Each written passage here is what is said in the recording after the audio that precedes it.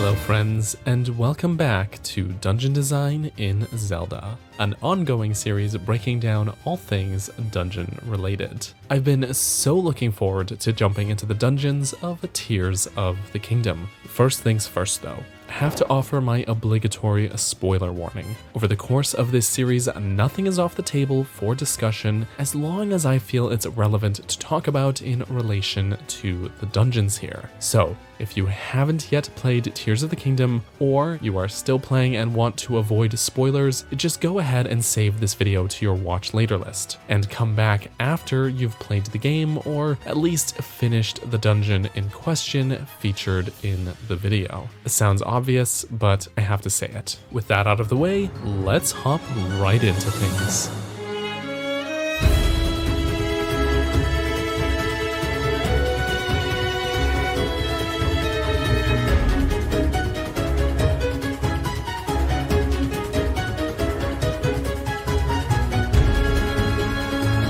Like its predecessor, the dungeon order of this game is not so set in stone. In fact, the dungeons themselves are entirely optional. So outside of the Great Sky Islands, there isn't any mandatory pre-dungeon stuff to do outside of this quest line that will lead you towards the dungeon.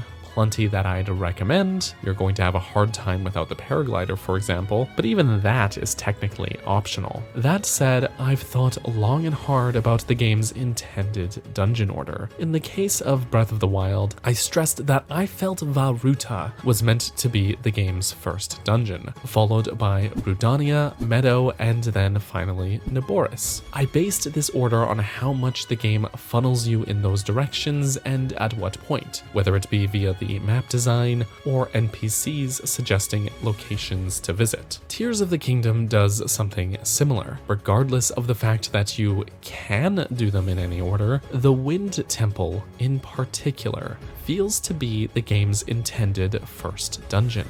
And I don't think I'm alone on this train of thought. I ran a poll on my community tab asking which dungeon people had done first, and at the time of writing this video, a whopping 78% of the 842 people who voted said that the Wind Temple was also their first dungeon. Based on the comments people left, those who ventured elsewhere to begin with were motivated to do so by a burning question left from between games, or from the trailers that they wanted to investigate, such as Darren here, visiting the Fire Temple first to find out why Yunobo wasn't in any of those trailers. So we can safely say that those decisions were made outside of the intended world design, and those who followed the game's subtle and not so subtle suggestions found themselves nudged towards the Wind Temple first. By the way, there's nothing wrong with any of those decisions, I just find the data interesting. I didn't notice it as much on my first playthrough, but upon reflection, and a second and now third save file, it is plain as day to me. First of all, the game frames a lot of small moments in such a way to constantly get you to notice the storm over Hebra. For example, when launching out of the first Skyview Tower at Lookout Landing, the camera is pointed squarely towards the massive storm. Talking to Pura, she also suggests starting there. If you try to venture elsewhere first and happen to stumble upon a great fairy fountain, you'll be directed to head towards the Lucky Clover Gazette before you can use the fairy fountain. And guess where that newspaper business is based? Right by Rito Village, where the Wind Temple quest begins. Or you may run into Kato, who spawns in several locations around Hyrule and will direct you towards the New Serene Stable to meet up with Impa, which also just happens to be on the path towards Hebra. In short, the game is constantly pushing you in this direction early on, and putting this storm cloud in your field of view in order to build intrigue. It wants to make you curious so you can go here first, and it's remarkably effective at it. This game offers more freedom of exploration, more choices of where you can go and how you can get there than even Breath of the Wild did. And yet, nearly 80% of people in my little sample poll went here first. That's the power of suggestion. So as usual, let's talk about the pre-dungeon stuff to do leading up to the Wind Temple. Upon reaching Rito Village, which is enduring a blizzard-induced food shortage, we'll find our old pal Teba, his wife Saki, and little Tulin, who has grown so much since Breath of the Wild. Teba has taken over as village chief, and Tulin is filling his shoes as a brazen warrior not listening to reason. After a bit of dialogue, little Tulin takes off on a scouting trip. That said, Link is actually here to investigate leads about the missing Princess Zelda, and so Teba directs us to check in with his information man, Hearth, who in turn suggests we track down Tulin for help, I guess, for some reason. There's some cave exploration to do, and then we'll find Tulin at Talanto Peak. And here's where things really pick up. We help Tulin retrieve his bow and join forces in combat, and then Hearth rendezvous with us here. Turns out Tulin thinks he saw Zelda fly into the storm, so your objectives are aligned, and you decide to head up into the clouds together. Along the way, there is a string of structures suspended in the sky, which we can traverse using Tulin's gust ability in tandem with our own paraglider and ascend ability. Then soon after, we get introduced to this mechanic, bouncing off the sails of these boats, which is just so fun to do. This whole lead up to the dungeon is absolutely fantastic. Link is more mobile in this game than he's ever been, and this scenario plays to that strength. The atmosphere with this raging blizzard is just so well done, and as you climb higher and higher up, the music progressively builds upon itself, going from a remix of the usual cold area theme, adding in strings, harsh wind sounds, and constant repeating piano. It builds, going from cold and lonely to more and more dramatic, until it all crescendos at the very top. You breach the clouds, and for a moment at the apex of your bounce, silence. As you float above the clouds, the game gives you a moment to just take it all in. And then the entry presents itself. The way into the dungeon is through the top. You must pass through the eye of the storm. This whole experience is a serious highlight of the game. It's a level design masterclass, but it's not even in the actual dungeon, which is something I'd like you to keep in mind. That doesn't detract from the experience, but it is still worth a mention. This whole scenario does a fantastic job of building up towards the dungeon, and it's bloody brilliant. With all of that said, let's get into it. From here in the sky, we can dive down into the dungeon.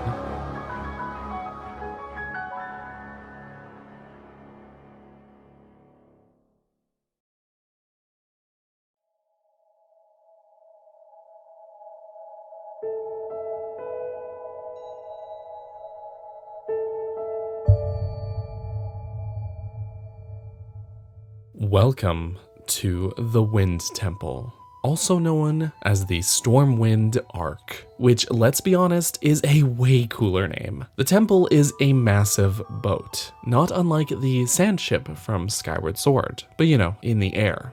An airship. This being our starter dungeon, things here are not too difficult, but overall it does its job quite nicely. The dungeon has a few floors, some decent puzzles, enemy variety, the works. However, we have to address the elephant in the room. One point many, myself included, were really hoping for with this game was something of a return to form here in terms of dungeons. Many people simply did not like the divine beasts, feeling that they did not stack up to the traditional dungeons of classic Zelda games. Personally, I did not dislike them when taken on their own merits, but I do agree that they were not as interesting as what was offered in many previous games. There was plenty of mechanically interesting stuff going on, and they all had a dungeon manipulation gimmick that was cool, but the rigid adherence to keeping things open meant that the puzzle quality took a bit of a hit, and the divine beasts overall were lacking in enemy variety and quantity. Here in Tears of the Kingdom, did we get a return to form?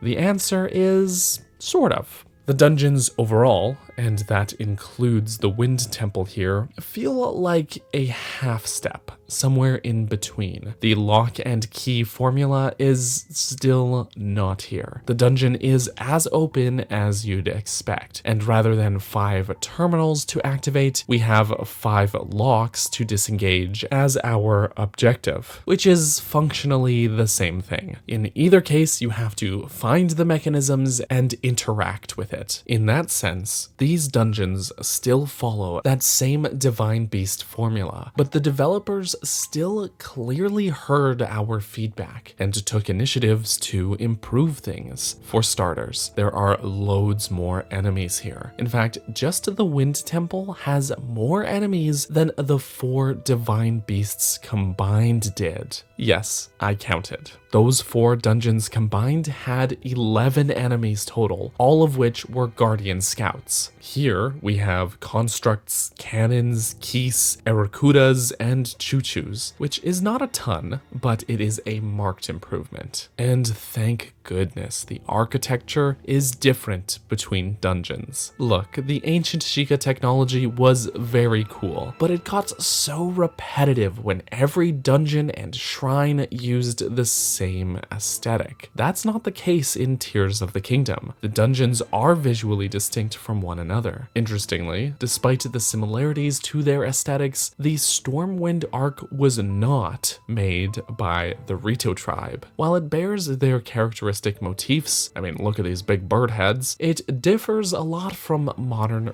Rito buildings. Still, the Rito like their colorful patterns and stripes, which definitely shows here. So what's going on? Clearly, there is a relation to our bird friends, right? To answer that, we have to look back on the legends surrounding the ship. The Ark would have to have been built sometime before the era of Hyrule's official founding. We know this based on the Sage flashback cutscene shown at the end of the dungeon, which shows that it was already here during the Imprisoning War, since Zelda and the Ancient Wind Sage have their little conversation here.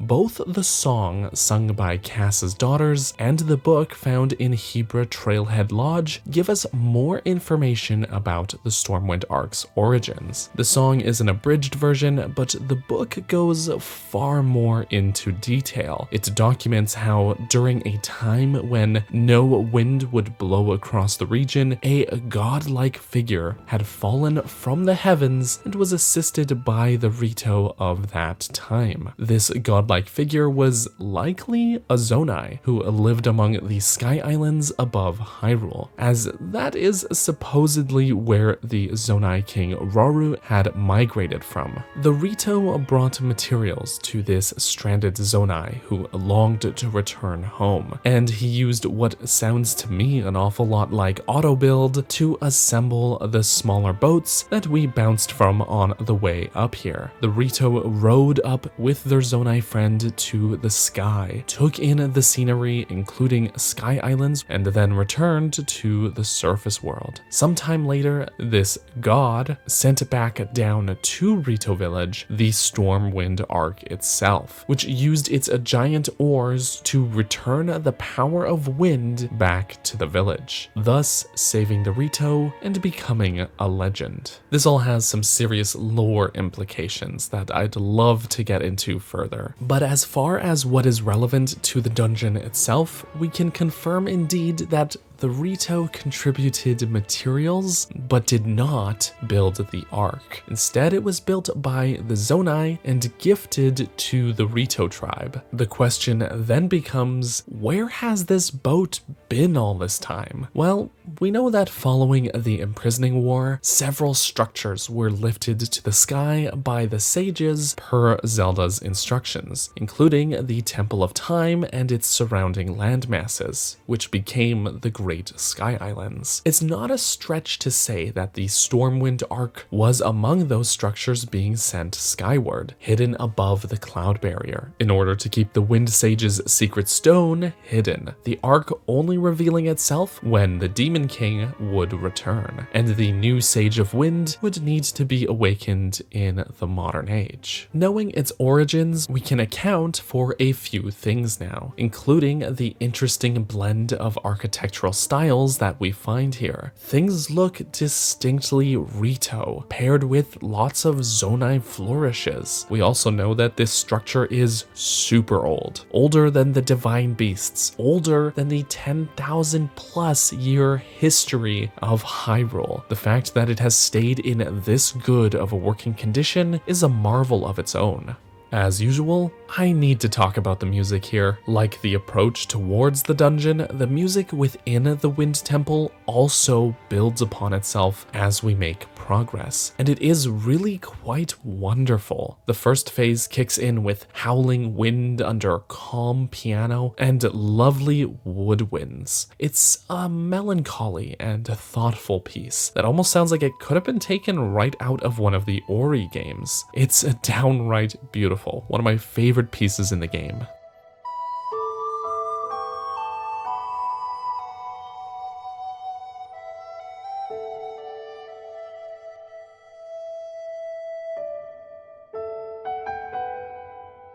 Phase 2 shifts into the eerie, mixing in a darker rendition of the Attack on Divine Beast Valmedo theme.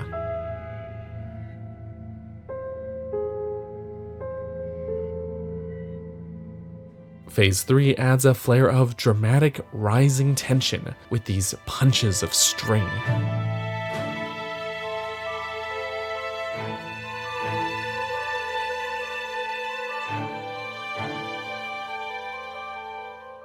Phase 4 mixes in the reversed vocals that are pretty present in a lot of Zonai related things in this game, as well as elements of Revali's and Meadow's main themes.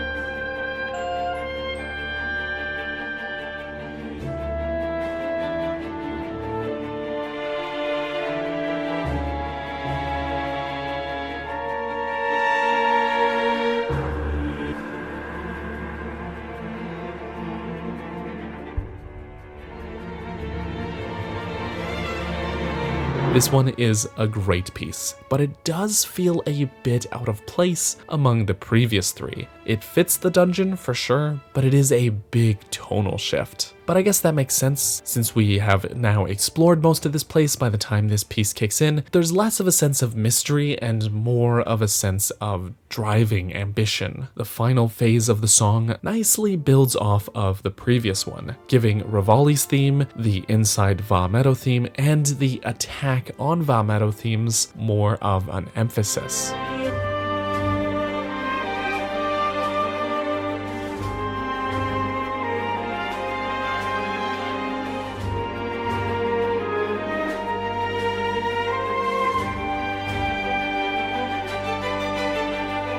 Overall, the music in this dungeon is top tier. It has new elements mixed in fantastically with familiar tracks. It's wonderfully done. In terms of layout, the ship overall consists of 3 floors, though basement 2 is just a single room with a staircase, so functionally it may as well be 2 floors. That said, the dungeon uses our mobility quite nicely, as the only way to access the lower floors is by paragliding in from outside. It's also particularly helpful to use our dungeon item here.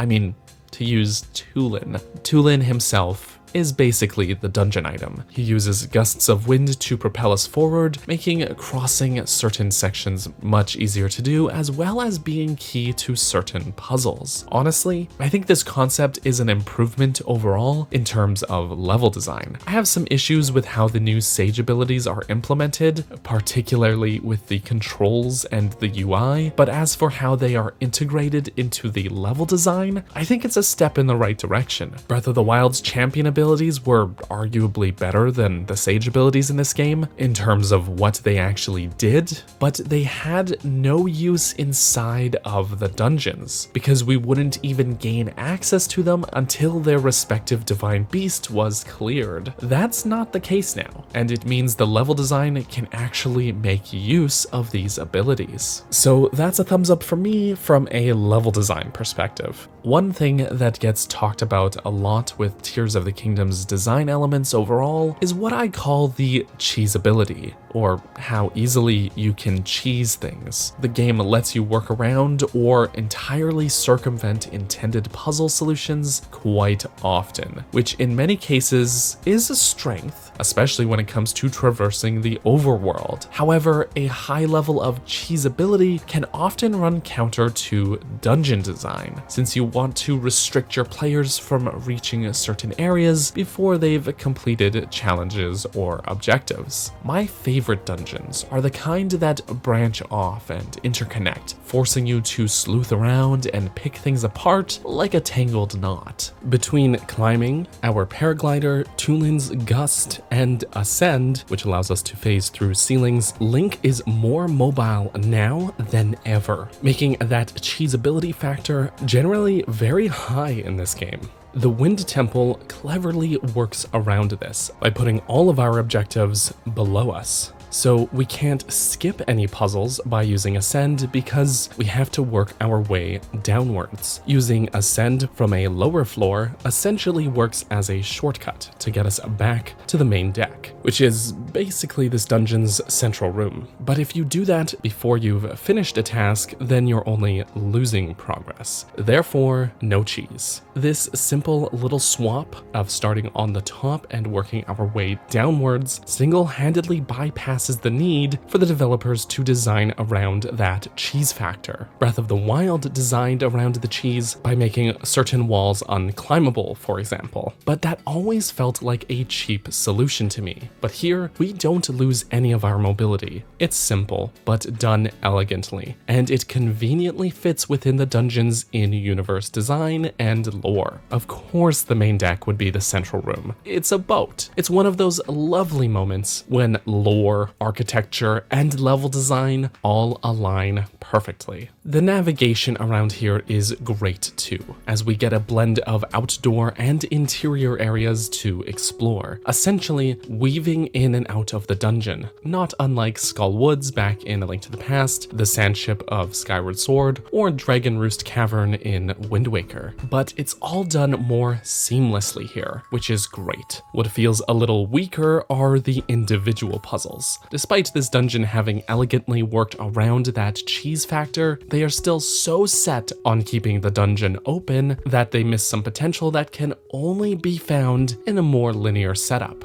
I'm not saying I want the dungeon to be a straight line from one end to the other, but throwing in just a handful of keys and locked doors would have made this dungeon pretty close to perfect. Because the dungeon is meant to stay so open and allow you to reach each terminal in any order, the puzzles all have to be self-contained, and they're all designed as though they could be the first puzzle that you complete in the dungeon, because they could be. So there's no sense of iteration or building upon puzzles. There's no difficulty curve being adhered to. It's flat. It's a difficulty line. Again, this is a simple issue that could be fixed with a couple of keys and locked doors, but they refuse to do that. I mean, technically there are gates that are closed, but the solution to opening them is usually just a puzzle right beside the gate, or even more simply, just pulling a lever right next to said gate. That's not particularly challenging. If they really didn't want to put in any keys, then there was still an opportunity here to modulate our progress by simply moving those levers that are already built in here to different areas of the dungeon. Separating those levers from the doors would accomplish something pretty similar to the lock and key formula. Instead, the puzzles,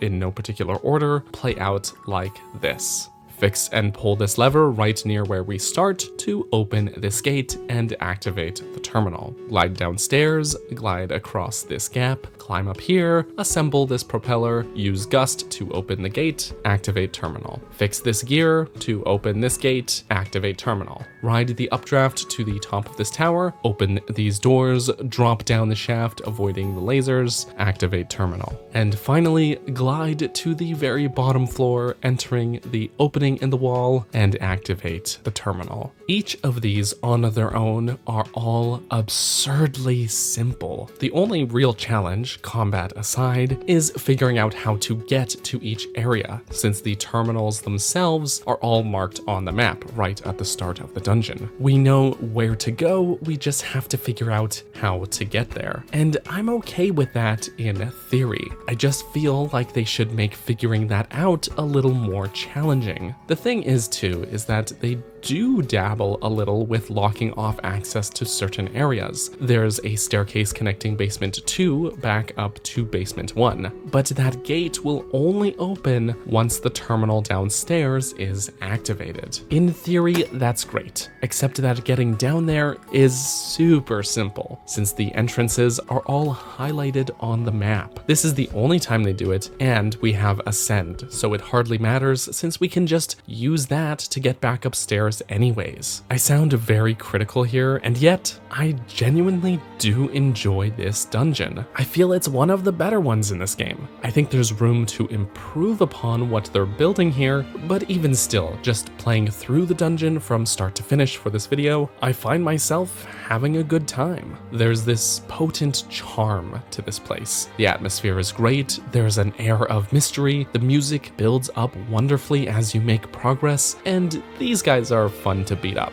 Even though I'm not particularly fond of the activating terminal structure, I think it at least works better here. The terminals in the Divine Beasts always felt so arbitrary to me, but recontextualizing those as locks that need to all be opened in order to reach the boss makes it all feel like it actually matters more and fits better in universe. I'm not just going to markers on my map because I was told to. Instead, I'm actively working towards a goal, one that is far more immediately understandable. This is of course the same thing the final trial did in Breath of the Wild's DLC, but that was only one dungeon. The actual Divine Beasts didn't ever really have an explanation for what these terminals were or what they did. Here we have a goal: open this hatch, and those 5 locks are how we do it. It makes sense. With all of that said and done, once all 5 mechanisms have been activated, we can finally open this massive hatch which housed the source of the blizzard.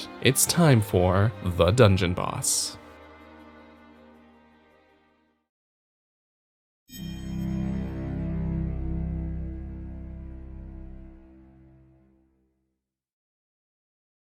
Flying out from the hatch is a massive beast. This is Colgera. He's sort of like Mulgera from Wind Waker, but instead of a flappy mouth, he's got these formidable mandibles. And he's cold. Cold Mulgera. Colgera, I get it. Way back before Tears of the Kingdom released, we saw patents for a system in which Link could use his bow while free-falling, and these patents showed how he could dynamically change positions while aiming. When I saw this, I thought to myself, I want a boss fight that is entirely airborne. Something like Argarok from Twilight Princess, but with our new wider range of aerial movement. My wish came true. That is exactly what we got here with Colgera. The scope here is wonderfully massive as well. Done are the days of the blights. Colgera is a massive creature fought out here in the open air. Well done.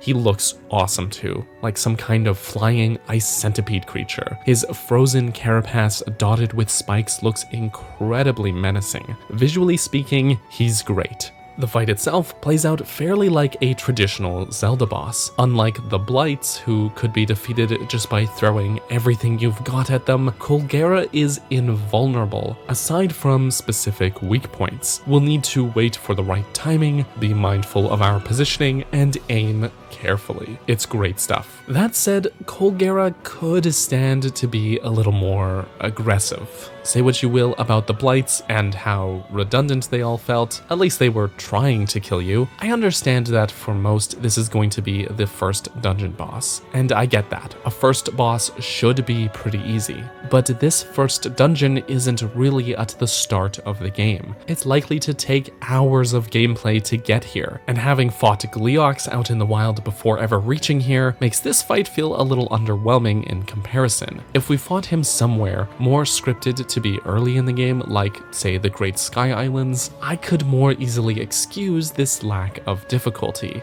But here, he should put up a little more of a fight. Aside from lunging at you and launching spikes, he doesn't do much to actually attack, and those moves of his are incredibly easy to avoid. But where this fight excels is the sheer spectacle. The whole thing is more of an experience than a challenge, and if every boss in the game was this easy, I would be pretty upset. But that's not the case, thankfully. And so, while I wish Colgera's battle was just a little more difficult, I also find myself willing to look past this on the basis of every other aspect of the battle being an awesome spectacle. The music is a banger from start to finish as well. Like the Rito Village theme, this track includes elements of the Dragon Roost Island theme from The Wind Waker, further cementing the relationship to that game.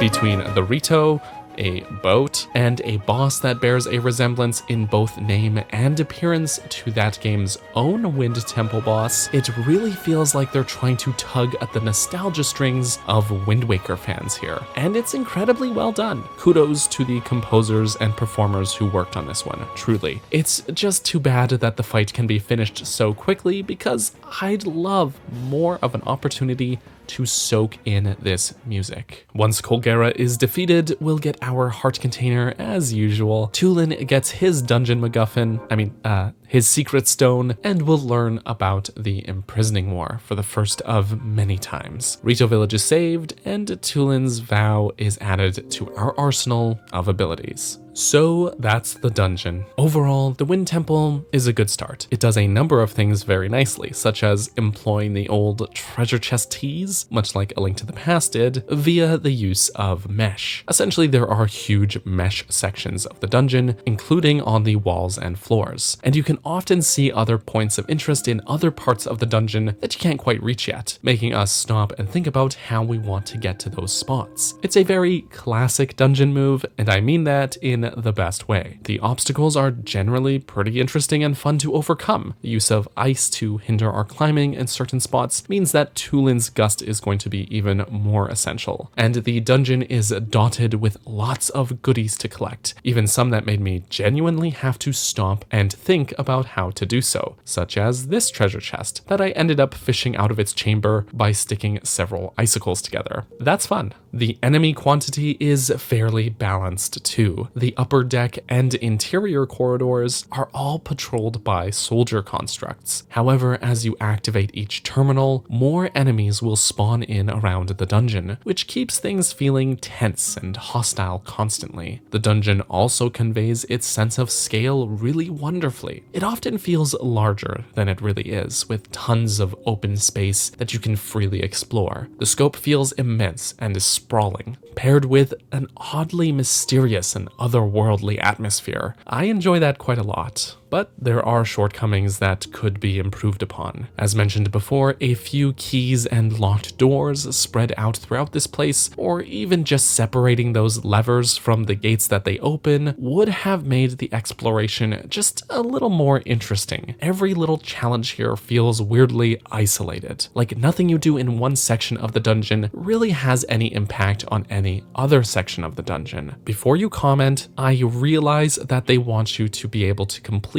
these objectives in any order, which is why it is designed this way. I get that, but I would argue that understanding the intention behind a design idea doesn't inherently make that design idea good. Even the Divine Beasts had their own gimmicks that allowed us to manipulate the dungeon itself, which mattered both for puzzles and traversal, and tended to impact the entirety of the place. There there's no such gimmick here. Every puzzle is smaller in scale and has no bearing on anything else. One more train of thought. I love dungeons, and level design is something I find fascinating. It's why I've made close to 60 of these videos now over the last 2.5 years. But there is always the question of what overall counts as part of the dungeon experience. It can and has been argued that the best part of the Wind Temple is actually not even in the dungeon itself, but the lead up towards the dungeon. And I partially agree with that. The climb from Hebra Summit through the rising chain of islands is incredibly atmospheric and fun to do, and rather than having to work around the cheesability factor, they designed the area to play to the strengths of our new mobility. If counted as part of the dungeon, then I think this is the best temple in the game. But if not counted, then I'd say it's more in the middle somewhere. I'm leaning more towards saying it does not count, as the in-game dungeon map only encompasses the Stormwind arc itself. And it's not like this is the first game to include a quest leading up to a dungeon. That's par for the course at this point. If you wanted to make this argument, then you'd have to also say that snowboarding is part of Snow Peak Ruins, or that the Lost Woods is part of the Forest Temple in Ocarina of Time. But nobody's arguing that, right? So we have to take the temple as it is on its own. And taken on its own merits, the dungeon is good. It's enhanced by an impressively fun build-up towards it, but on its own, it is just good. Apparently, I was the only one who didn't know that you could dive through Colgera to deal damage. How did I not know this? How did I not figure this out? What do you mean you can dive through him? What?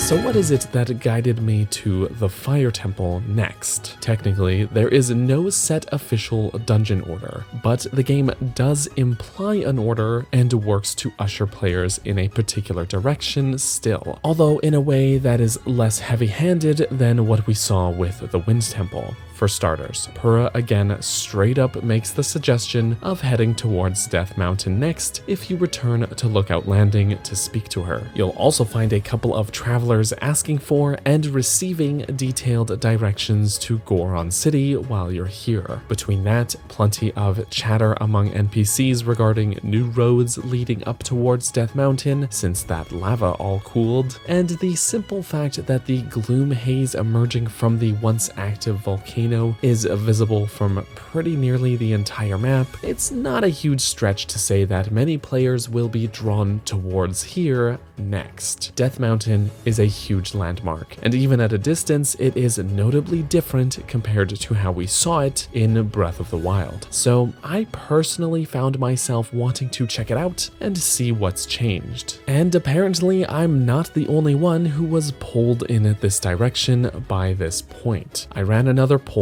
just like before, this time asking which dungeon people had done second. And at the time of writing this, the poll already nearly has the same number of votes as the first one. And of those 844 voters, 45% went to the Fire Temple next. The results are certainly not as drastic as last time, but still nearly half of these people choosing this one out of 5 options still feels pretty substantial. Death Mountain itself feels incredibly fresh here. In Breath of the Wild, huge sections of the mountain were completely unexplorable due to massive pools of lava, including a huge caldera that forms a ring around the entire mountain. Now, all of this space is fully traversable and filled with caves, enemy camps, and various points of interest. We're also guided to approach the mountain from the west instead of the south this time. Factoring these in, this area all feels familiar yet fresh, a perfect balance. So now that we know where and why we are heading this way, let's look at the pre-dungeon stuff to do leading up to the Fire Temple.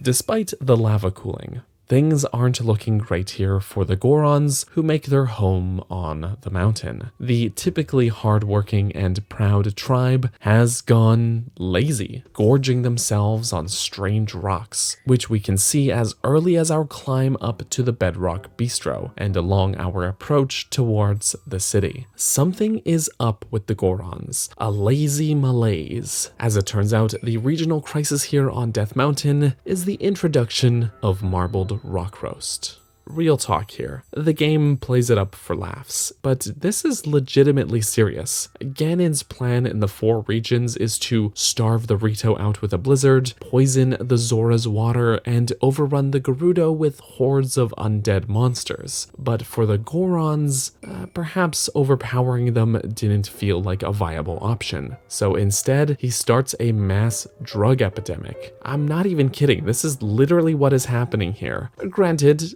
cartoonish one, but still one nonetheless. These Gorons are suffering from addiction. They stop working and spend all day gorging themselves, prioritizing nothing else. The dialogue between this young Goron seeing his older brother succumb to addiction, while the older brother simply barks at him to get more money so he can buy more of this marbled rock roast, that is heartbreaking. Here in Goron City, we'll meet with old Bluto.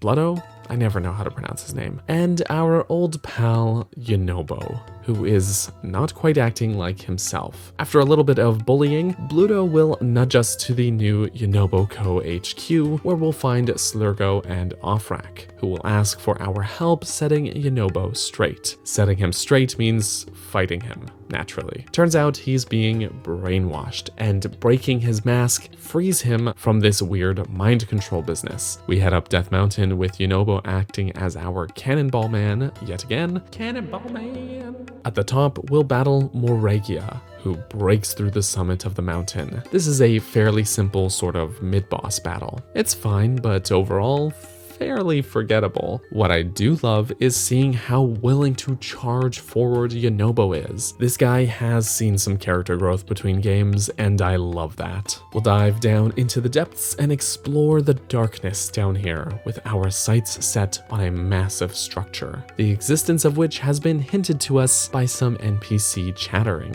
It is, of course, the dungeon, but before we head in, a few thoughts. It is interesting to me how freeform this lead up feels compared to the Wind Temple's approach. The path isn't as well defined as it was climbing up the rising chain islands, so it feels a little less refined and polished in comparison, but there's a lot of optional areas to explore and baddies to fight, which I find fun. It's very open and exploratory, meaning you can take the route that you feel is best, or you can take the minecarts and skip over all of that. Easy. Options are always good. Meanwhile, while I think the depths overall have this eerie vibe that I enjoy quite a lot, setting the dungeon and half of the dungeon approach down here is a bit of a double-edged sword. On the one hand, they can use that eeriness, which is great. On the other hand, it also just isn't as unique. Yes, the depths are super expansive, but generally lacking in visual variety. If this is somehow your first time in the depths, then this could very well be incredible. But if you've spent a long time down here like I have, then it just doesn't pack the same punch. Again, a mixed bag. But I do think it is more fun than the climb up towards Vavrudania that we did with Yunobo back in Breath of the Wild. With all of that said, once we've climbed our way over here, we can head into the dungeon.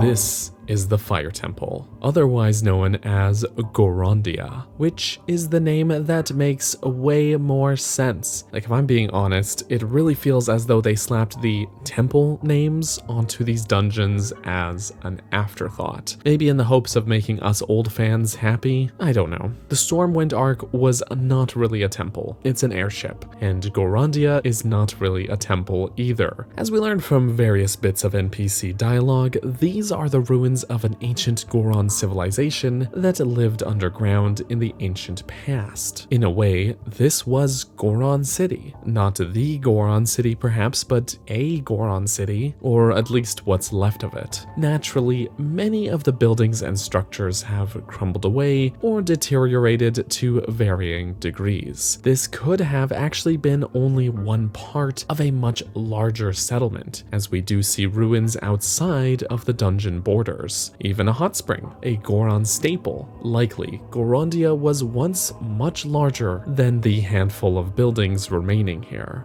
Visually speaking, this place has a whole vibe to it. I genuinely really love the architecture here. It's made of this distinct red stonework and has a somewhat industrial feeling, with these minecarts winding about. This place feels like perhaps it could have been a hub for a mining or excavation operation once run by the Gorons, with everything connecting back to a central plaza, which has both controls for directing minecarts as well as spare parts for the carts themselves. Wait. Goron's mining operations, this feels familiar. Of course, like the Stormwind arc, there seems to be a blend of cultural styles here once again with the architecture, with Zonai influences being found pretty well everywhere. That said, the Zonai markings and devices all seem a bit out of place compared to the more plain Goron building style, which may hint towards Gorondia's age even more. It could be that the place was built by the Gorons only to have Zonai devices and markings retrofitted in later, once Hyrule and its monarchy was officially established. That's speculation on my part, of course, but it would explain why we find constructs guarding the place, and why Zonai devices such as these gongs, which act as mechanisms to unlock this gate, feel a bit out of place here. What I would guess was that they were built later on than the rest of the city, with Zonai assistance, but of course with the Goron's abilities in mind. The Gorons may have had a mining operation going on here, which the Zonai, perhaps even Minoru herself, helped them to later automate. So these minecarts, which are stamped with the Goron insignia and are distinct from the Zonai minecarts found in the sky, later have fans added to them, so that perhaps no Gorons need to pull them manually anymore, or eliminating the need for them to rely on gravity to pull them in a single direction. Again, this is all speculative, but it is interesting to look a little closer and see the kind of history that is implied through just the architecture here. Before we go any further, I'd like to talk about the music real quick. As usual, the dungeon music builds upon itself as we make progress. It starts out eerie, with haunting choir voices, which reminds me of the old Fire Temple theme from Ocarina of Time.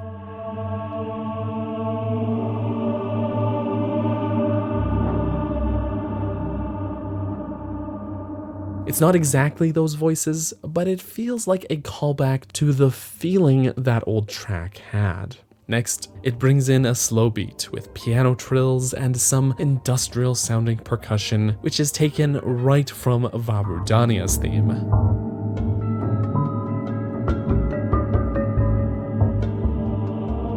Phase 3 adds in even more layers and increases the tempo, giving the tension and feeling of triumph a simultaneous boost.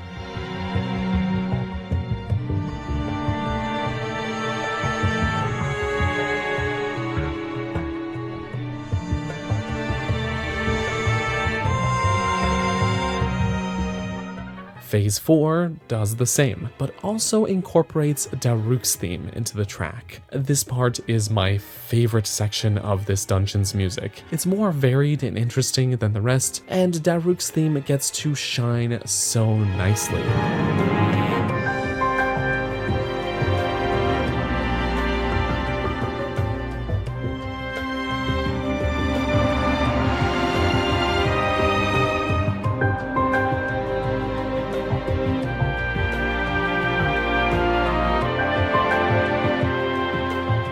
It was already a great composition, but in Breath of the Wild, it always felt to me like it didn't quite suit the Goron champion. This rendition, on the other hand, feels far more fitting. It also feels like there's an element of danger to this track, competing with Daruk's more optimistic theme. And finally, in perhaps a strange choice, once all terminals are active, the track drops off almost entirely, leaving us with simple ambience.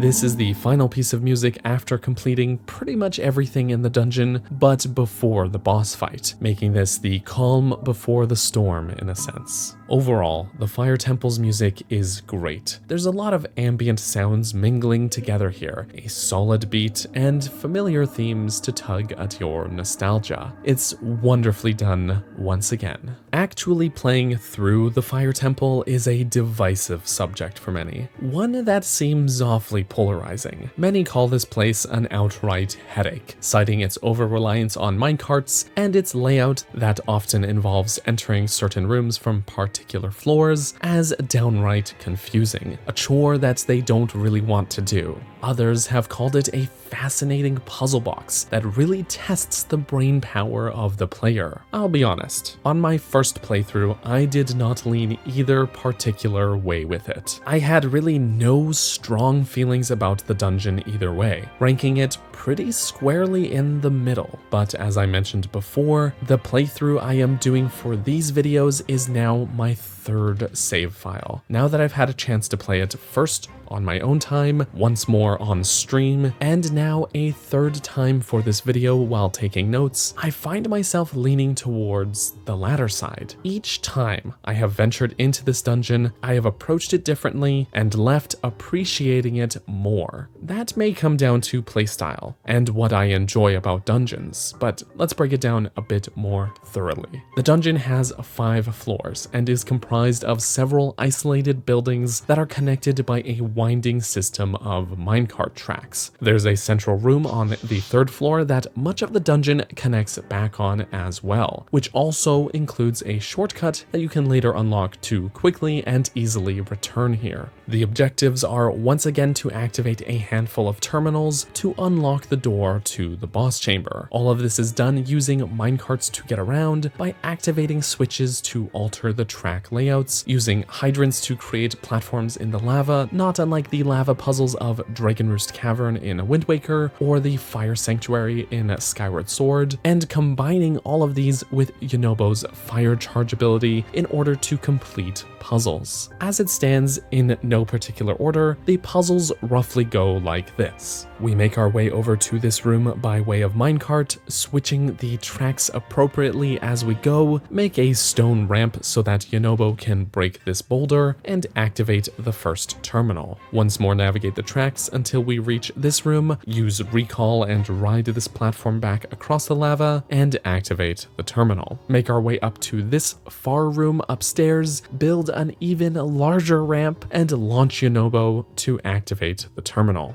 Right up to the top floor so that we can climb in this room and drop down to the room directly below and activate the terminal. And finally, navigate to this room, have Yunobo break the rocks on the ceiling, ride the block that falls back up with recall, and activate the terminal. Taken on their own, these all sound pretty simple, but what this puzzle synopsis fails to capture is how large a part simply navigating to each of these spots plays. Making our way to each of the terminals is a challenge and a puzzle in and of itself. Some tracks are broken, so the direct route is not feasible. Some switches need to be activated at the right times to rearrange the tracks in a way that will take us to our intended destination. Some tracks are just blocked by marbled boulders that we need Yunobo to break. Actually activating the terminals is simple, but that moment acts as catharsis, the payoff for your efforts to just get there. On paper,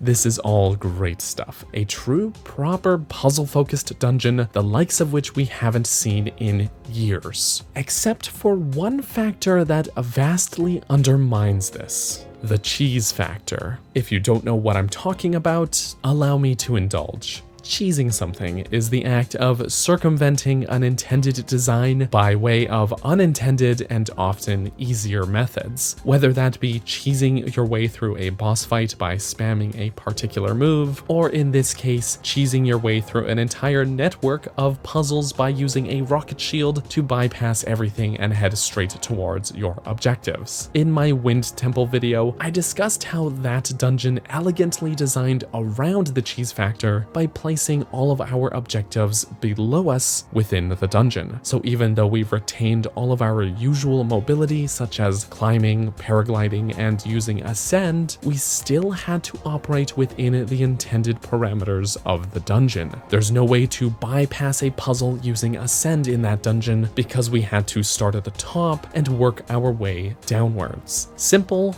but effective. The Fire Temple unfortunately makes little effort to actually design around that cheese factor. A large and brilliant puzzle is laid out before us, but the temptation for many players to simply skip these puzzles altogether is too strong, and it undercuts their value. For this playthrough, I forced myself to not skip any puzzles, to not cheese anything. And you know what? I enjoyed this playthrough of the dungeon way more than the previous two. The satisfaction of figuring out the layout, using switches to connect, redirect, and reconnect tracks, and reaching my objectives that way was incredible. I've said it before, this may be a matter of taste. My favorite dungeons are the kind that are not a series of rooms with individual puzzles, but rather a singular, larger puzzle that makes use of a great core mechanic, the likes of the forest or water temples. That's what we get here, and it is great if you choose to engage with it. The question then is, how could that have been improved upon? How do we design around that cheese factor? Some would say that disabling ascend or limiting our mobility would be the answer. For example,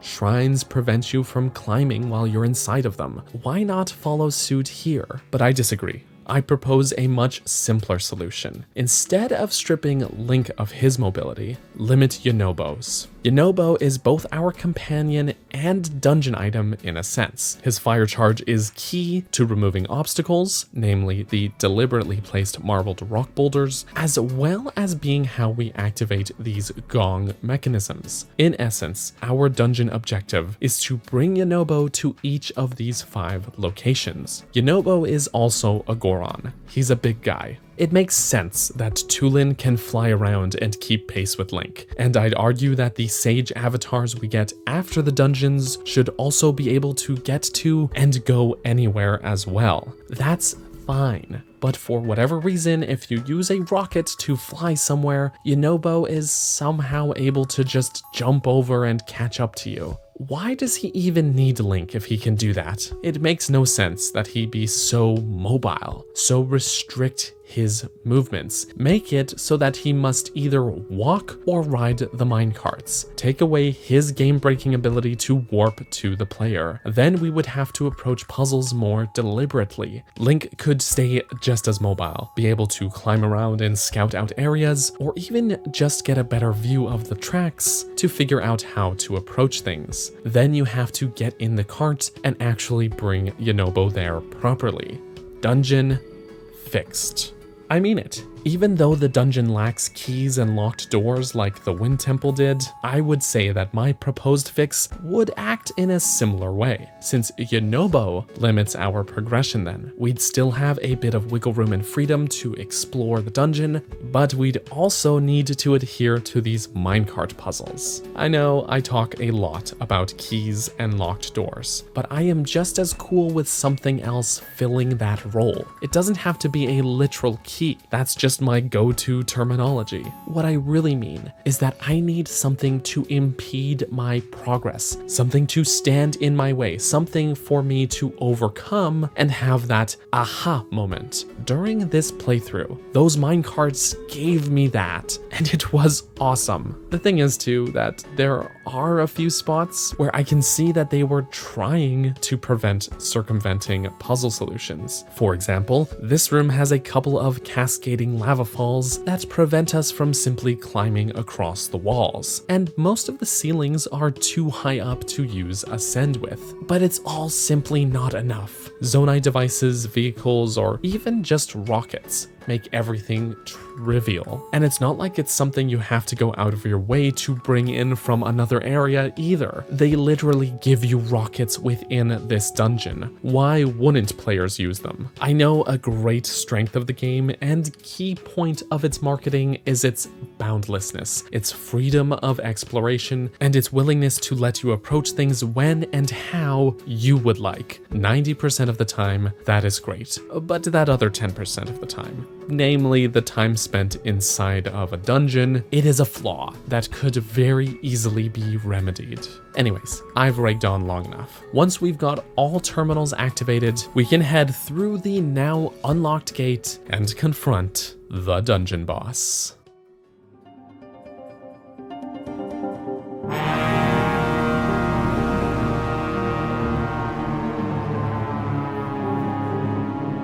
Entering the boss chamber, we won't initially be confronted by the dungeon boss, though you may remember from the start of the dungeon our attention being drawn to the cluster of marbled rock that formed on the ceiling. Using Yunobo to break this will reveal the dungeon boss.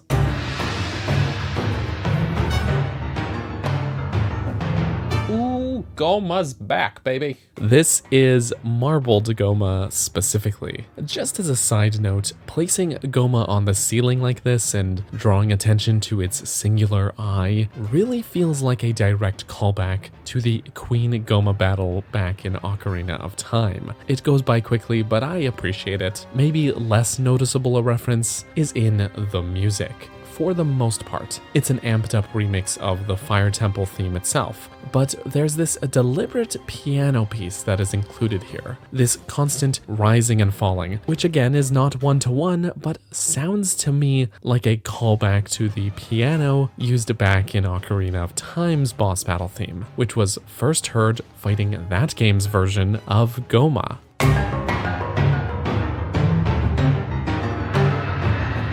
This could be just me hearing what I want to hear. It's entirely possible. I'm no musical savant, as I've said many times. But what it feels like to me isn't that they're trying to replicate the exact notes of those old songs, but rather recapture the feeling, the heart of them. If that's the case, then it's a success. Visually speaking, I think it's solid. Goma has had a lot of different looks over the years, with Ocarina of Time's probably being my personal favorite. Speaking frankly, I did not care for Twilight Princess's rendition with Armagoma, as I felt making it simply a giant spider was reductive in a way. Goma has always been an arachnid, yes, but never quite a spider, except for that one instance. Goma's always been more unique and ambiguous. Here, they leaned all the way into Goma having a stone body, or at least carapace, and it works. It's a bit tame compared to what they could have done here, especially considering how visually distinct Colgera looks, but I'm not complaining about it, that's for sure. The battle itself is pretty Goma. It's a Goma battle if I've ever seen one. I've made my stance on giant eyeball weak points on Zelda bosses very clear over the years. I think it is usually very boring and simply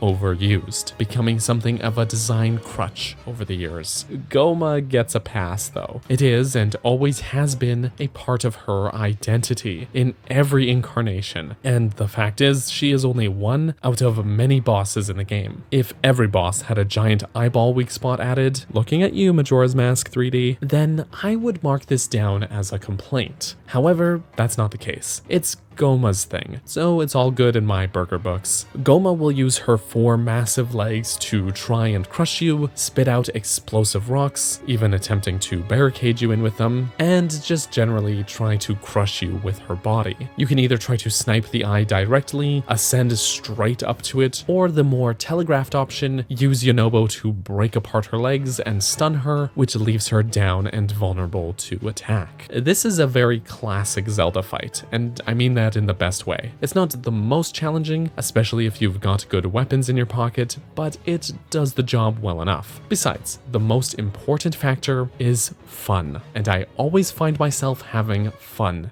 in this fight. So in that regard, it's a success. Once enough ocular damage has been dealt, Goma will go down. We get our heart container as usual, Yunobo gets his secret stone, and we'll learn about the imprisoning war for definitely the first and last time. Oh, and the Gorons are all sober now. I'm proud of you, Gorons.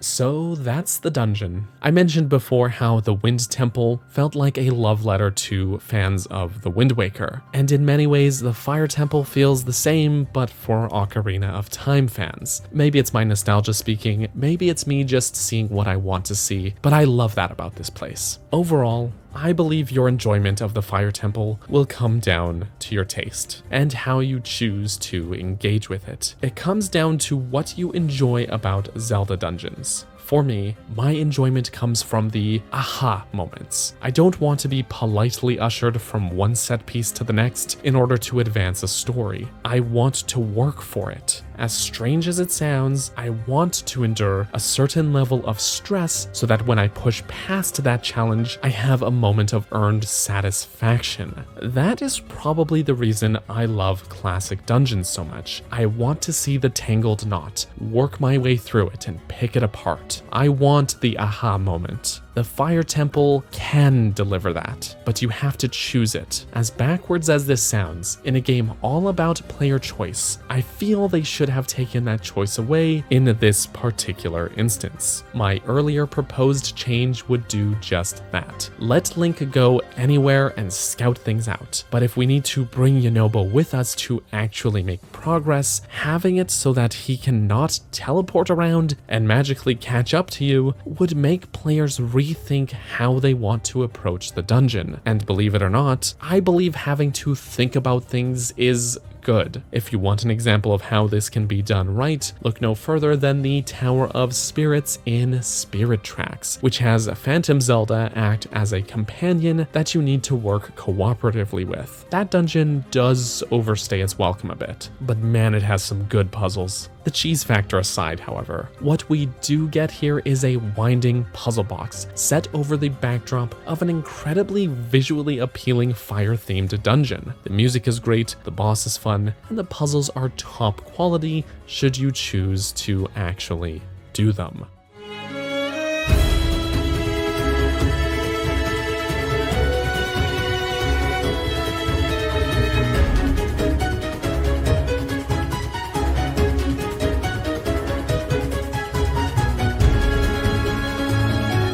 As with the last two dungeons, I made sure to consider the game's intended dungeon order, and where the Water Temple falls into that. Technically, you can do these dungeons in any order you'd like, but the game still does imply an order, as I've already talked about in the last two videos. And just as before, I ran a poll. This time I asked which dungeon players had done third, and the results were pretty well what I anticipated. With 776 votes split between 5 options, 45% said that they visited the Water Temple third. Again, the results are not as drastic as with the Wind Temple being the first dungeon, but they are pretty well in line with the results of the Fire Temple poll. Nearly half of the players that voted chose this dungeon third, and from what I can find, these line up mostly with the same reasons as why the Fire Temple was second for nearly the same amount of people. The placement of the regional crisis on the map, Purah's suggestion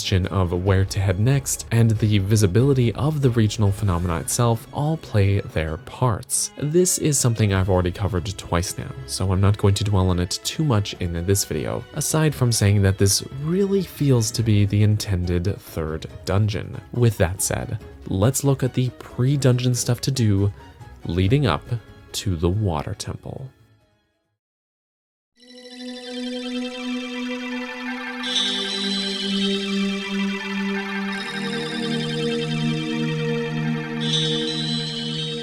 Our approach towards Zora's Domain will prey on our expectations. If you played Breath of the Wild, this stretch of path that winds around Zora's River will be very familiar to you. However, the main road is all but destroyed, and a nearby tower and stretch of scaffolding will encourage us to approach the domain from the north side this time. This is the same familiar but fresh feeling as what I talked about with the new roads leading up Death Mountain last time. While it is feasible to take the old route, you're pulled in this direction instead by points of interest. Most notably the tower, of course. The regional crisis here is the constant downpour of sludge that is sullying the waters around Zora's domain. As it turns out, the sludge is caused by an imposter who is disguised as Mario, and so we have to use the new flood device wait, hold on.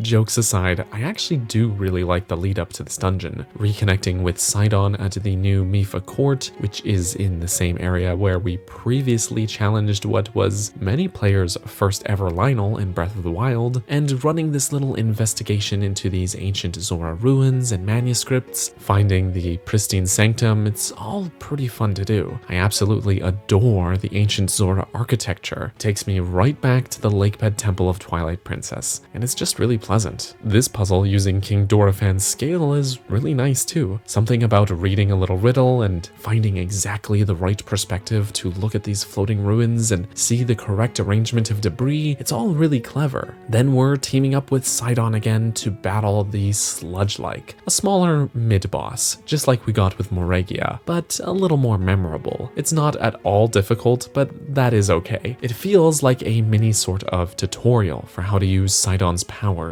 almost like a little teaser before the actual dungeon boss itself. But the absolute best part of all this dungeon lead up is what comes next. Sidon will open this whirlpool up for you, which reveals the entrance to the ancient Zora waterworks. I adore this place. That ancient Zora architecture really shines here, and the overall atmosphere feels sacred in a way that I don't find many other places in the game do. That is also in large part due to the music here. There's this feeling like the song is echoing down the halls and pipes of this place. It's beautifully done. It's one of my favorite tracks in the game.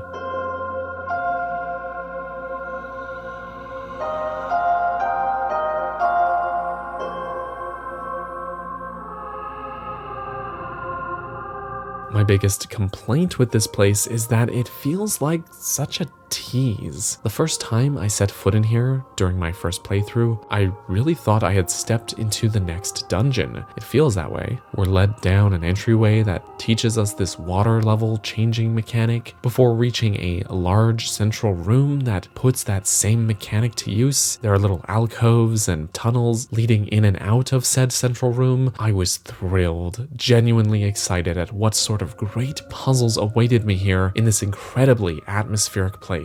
But then, this is it. We unblock the pipes, raise the water, reach this platform, activate the terminal, and then we're done. This is not the dungeon, and it makes the actual dungeon even more disappointing. The ancient Zora waterworks are bursting with untapped potential. I want to take my time, explore this place, and soak in its history. I'm pulled in and enthralled by its atmosphere and what its floor plan implies, but then it just ends. We'll touch back on this area a bit in the conclusion section of the video, but I'd like you to please keep what I've just said in mind. Once we've activated this and opened this waterfall, we can finally head not into the dungeon. The Wellspring Islands are a series of sky islands leading up to the dungeon, just like the Rising Chain Islands during the Wind Temple's approach. A similar thing is done here, and it is actually pretty good stuff. There are plenty of baddies, secrets to find, and puzzles to solve in order to go from one island to the next. They teach you mechanics such as operating within the low gravity, using these bubbles and swimming up the waterfalls, and then they build upon and put new twists on it. This is good stuff. Adding all of this up between the battles, the waterworks, and these sky islands, this is almost the strongest dungeon lead up in the game. I think the Wind Temple approach just barely nudges out on top with its raw and awesome atmosphere, just giving it that much of an edge. But this is still a lot of fun to do. With that said, once we've reached this massive waterfall and met up with Sidon again, we can swim up towards the actual dungeon.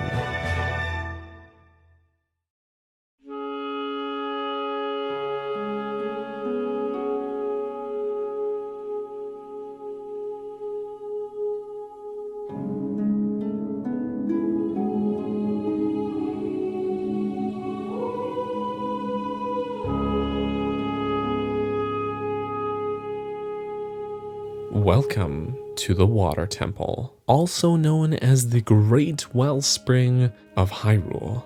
Why is it called that? I don't know. I've called the naming conventions of these dungeons into question a few times now, and this is the one where I'm most willing to concede to its status as a temple, so far at least. As for being a wellspring, that implies that it is Hyrule's water source, which I'm simply not buying. This place feels too artificial, too man-made, or Zora-made, I guess. And while it is likely that it existed on the surface once, it doesn't feel right to say it was ever the water source, unless they built some kind of stone shell around the actual water source, but then separating it from the ground and raising it skyward should make it so that the water eventually dries up in theory, yet it doesn't. The water coming from these structures is seemingly infinite, which implies something either magical or artificial, like the Zonai hydrants. I'm not sure what else it could be. That makes the most sense to me. So yeah, Water Temple is actually a temple, I guess. The stage of the amphitheater, if you will, being a place where ceremonies or things like that were conducted. That makes some sense. That aside, I'd like to start off by talking about the positives of the dungeon before I get into my heavier criticisms. So first off,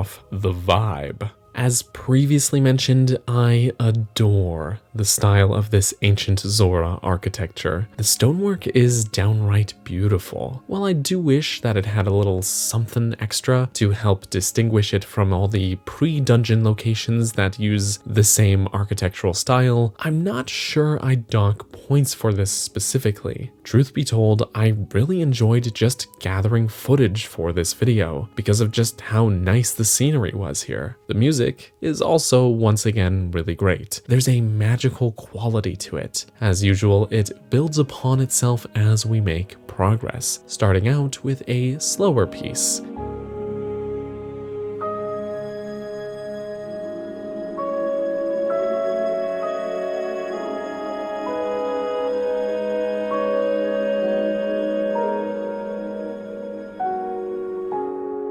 It's a small point, but it feels like that very first note is meant to signal a natural transition from the usual Sky Island theme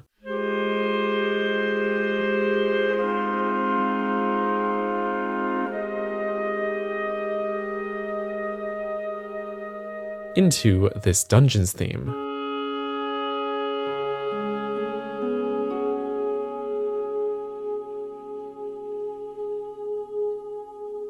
The choir voices and gentle piano give this place a feeling of both mystery and tranquility. That really resonates with me. The next phase builds on all of this with a feeling that is a little mysterious and a little more sacred and bold.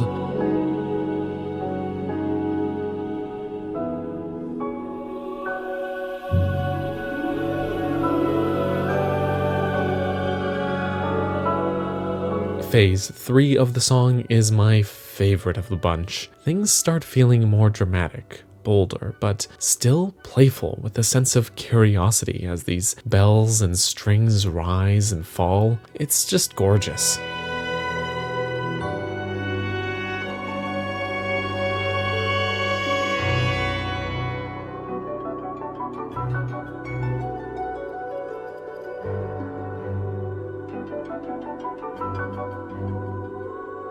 Phase 4, meanwhile, amps things up even more. The mystique is dropped for tension, as the track incorporates the Attack on Vauruta theme from Breath of the Wild. This section really gives the feeling like you're building towards things, with lots of flourishes. It's great.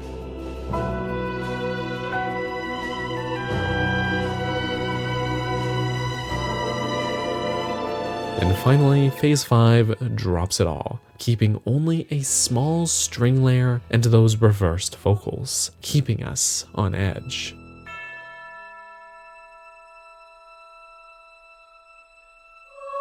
Overall, the music in this dungeon is simply wonderful, just as you'd expect. They blend and flow together and nail that somber but serene, playful but mysterious atmosphere perfectly. Actually playing through the dungeon is a different story. I mentioned during my Fire Temple video that every playthrough of that dungeon had me leaving appreciating it more. As for the Water Temple, I can't really say that is the case. I am now on my 3rd save file, and every time I play through this dungeon, it only reaffirms my initial instincts about it. This dungeon is, simply put, an underwhelming experience. It does very little, it is very small, and it just isn't very interesting to navigate. Couple that with the fact that Sidon's ability is the least useful and the least mechanically interesting ability in the game, and you don't have a very good foundation to build your dungeon upon. And hey, isn't it interesting that this is the only dungeon in which it is Link activating the terminals using Sidon's power, rather than directing the sages to activate the terminals themselves? As much as we love this big hunky himbo, he just can't get past the allegations of not being at all useful as a sage. Heck, there's only one puzzle in this entire dungeon that actually makes use of his core sage ability. Otherwise, hydrants and splash fruit are more convenient and just as effective for clearing out sludge. Man, you know it's bad when your special sage power can be replaced by throwing a piece of fruit. And that puzzle that makes use of the shielding part of his power can also be bypassed with a certain armor set bonus anyways. The dungeon itself only consists of 2 floors, though the basement floor is a single interior room just below the central room, so it may as well be a single floor. It could branch out in another direction or extend behind here. It would make no difference. And speaking of the central room, can I actually call these rooms? They're all exterior sections, so they're more like platforms, sections, areas. Is the central room more like a plaza then? Does it even matter? The rest of the dungeon forms a perimeter around that aforementioned central not room. There are 4, rather than 5, terminals to activate this time, which are spread around said perimeter, except for that one in the basement room, which is actually a room. Each of these terminals are locked behind a very easy puzzle, which is made even more underwhelmingly simple by the fact that there is no navigational challenge to be had whatsoever. Link is so mobile and versatile when it comes to just getting around in this game that there is pretty well nothing to stop you from reaching any of your objectives, which, may I just remind you, are marked on your map right from the start. So it's not like there is any trying to figure out where to start, where to go, or how to get there. There's no sense of, oh, there's a ledge out of reach, I wonder how to reach it. There's just the ledge, and you can reach it. In my previous 2 videos, I talked extensively about what I've called the cheese factor, that being the ability to bypass or circumvent the game's intended design with often unintended and easier methods. As for the Water Temple, there is no cheese factor to have to worry about or design around. Why no cheese? Because there's nothing to cheese. Nothing standing in your way. Nothing you have to cheese around. You just go to the places marked on your map unimpeded. To better illustrate my point, let's review the dungeon progression in detail. In no particular order, the dungeon's puzzles and objectives go like this. Use a bubble to bring this orb from this island to the next one over. Drain the water so that the orb goes into this slot, which opens the gate, and activate the terminal. Use bullet time to hit the switch in this rotating section of the tower to drain this water and activate the terminal. Build yourself a water wheel and complete this circuit to open this gate and activate the terminal. And finally, head down into the basement room using either the Flamebreaker armor set bonus or Sidon's bubble in order to get past the flames, retrieve and bring this orb back, fit it into this slot, which opens the gate so you can activate the terminal. Boom, done, cue boss fight. That is it. Some of these puzzles sound pretty cool on paper, actually, but in practice they're made so painfully obvious and easy by the materials that the game provides you with that they end up simply feeling more like chores than puzzles. When you're given a bunch of hoverstones, you don't get to have that aha moment of figuring out how to get this orb from this end of the room over the spikes and into the slot. You're just going to use the hoverstones that they gave you. When they give you these stone slabs right next to the water wheel, you're not going to have to think about how to get this spinning. You're going to use the stone slabs. As I mentioned near the start of this video, the game pushes you to go into this dungeon third. That is the implied dungeon order, that you've already done the Wind and Fire Temple. So why is this dungeon so painfully easy? I will give them that there are plenty of enemies here, with new ones spawning as each terminal is activated, which is a good thing. I do wish, however, that they weren't all just constructs and choo-choos. The Wind Temple had both better enemy variety and level design. The Fire Temple lacked in enemy variety, but at least the layout was a beast to tackle in and of itself. This dungeon has neither. The constructs scale up in difficulty, so if you come here later, you'll be fighting higher level enemies, okay, but padding the dungeon out with more enemies is not enough to redeem it for being mostly uninteresting.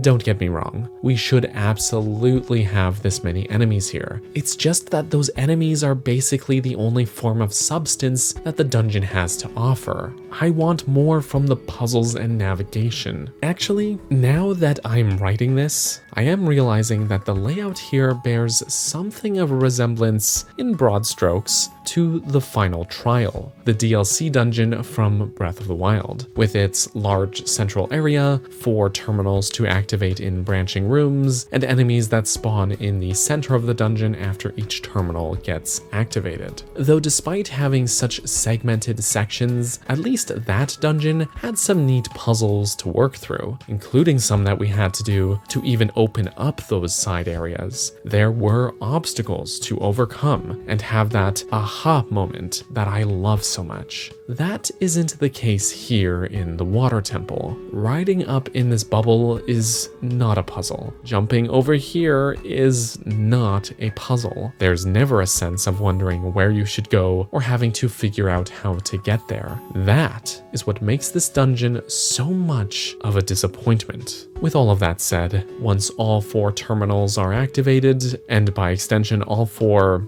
faucets are turned on, yes, really, we can confront the dungeon boss.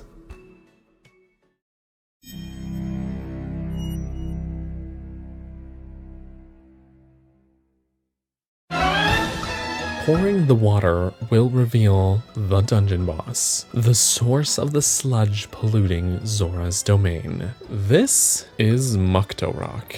I just can't take this guy seriously. Visually speaking, I guess Muktorok does bear some passing resemblance to an Octorok, and he spits sludge around. I get it. I think Sludge-like looked cooler, far more menacing with those big teeth. Muktorok? He's just a goofy little guy. However, he does have this ability to summon this giant sludge shark, which looks way cooler. I remember seeing glimpses of this boss in the trailer and thinking that Georg from Majora's Mask was making a return. Let's bring back George the fish. In fact, I would say that this boss would be cooler if either the sludge-like was the core of the beast instead of Muktorok, or if it was just the shark part. The music in this fight is such a weird, zany, frantic piece. I'll be honest, I don't care for it. Maybe it's my distaste for the boss itself, but hear me out. The vibe of this piece, its tone, calls to mind for me the frantic nature of the Majora's Incarnation boss music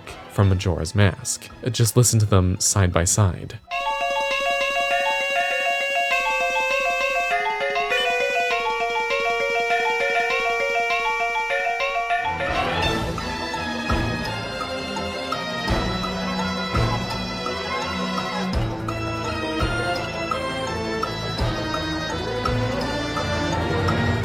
this works well for that boss. It is thematic and includes leitmotifs that have been sprinkled throughout the entirety of that game. And Majora is just off his rocker. It feels earned in a way that this boss doesn't. Mukto Rock isn't as menacing as Majora, so instead of the weird circus clown show being unsettling and creepy, it's just kind of annoying instead. Mukto Rock himself is speedy, jumping around the stage and spewing sludge everywhere to slow you down. In theory, this works, but like the music, it all ends up being just annoying in a way. I get what they were going for, but this guy just isn't fun to fight. While in theory, Sidon's ability is going to be far more useful in this battle than it was during the rest of the dungeon, there are actually a bunch of other ways to do this fight without him. You can build a hydrant car, or use a magic rod with an opal fuse, and these are arguably more effective since you don't have the cooldown time that comes with Sidon's ability,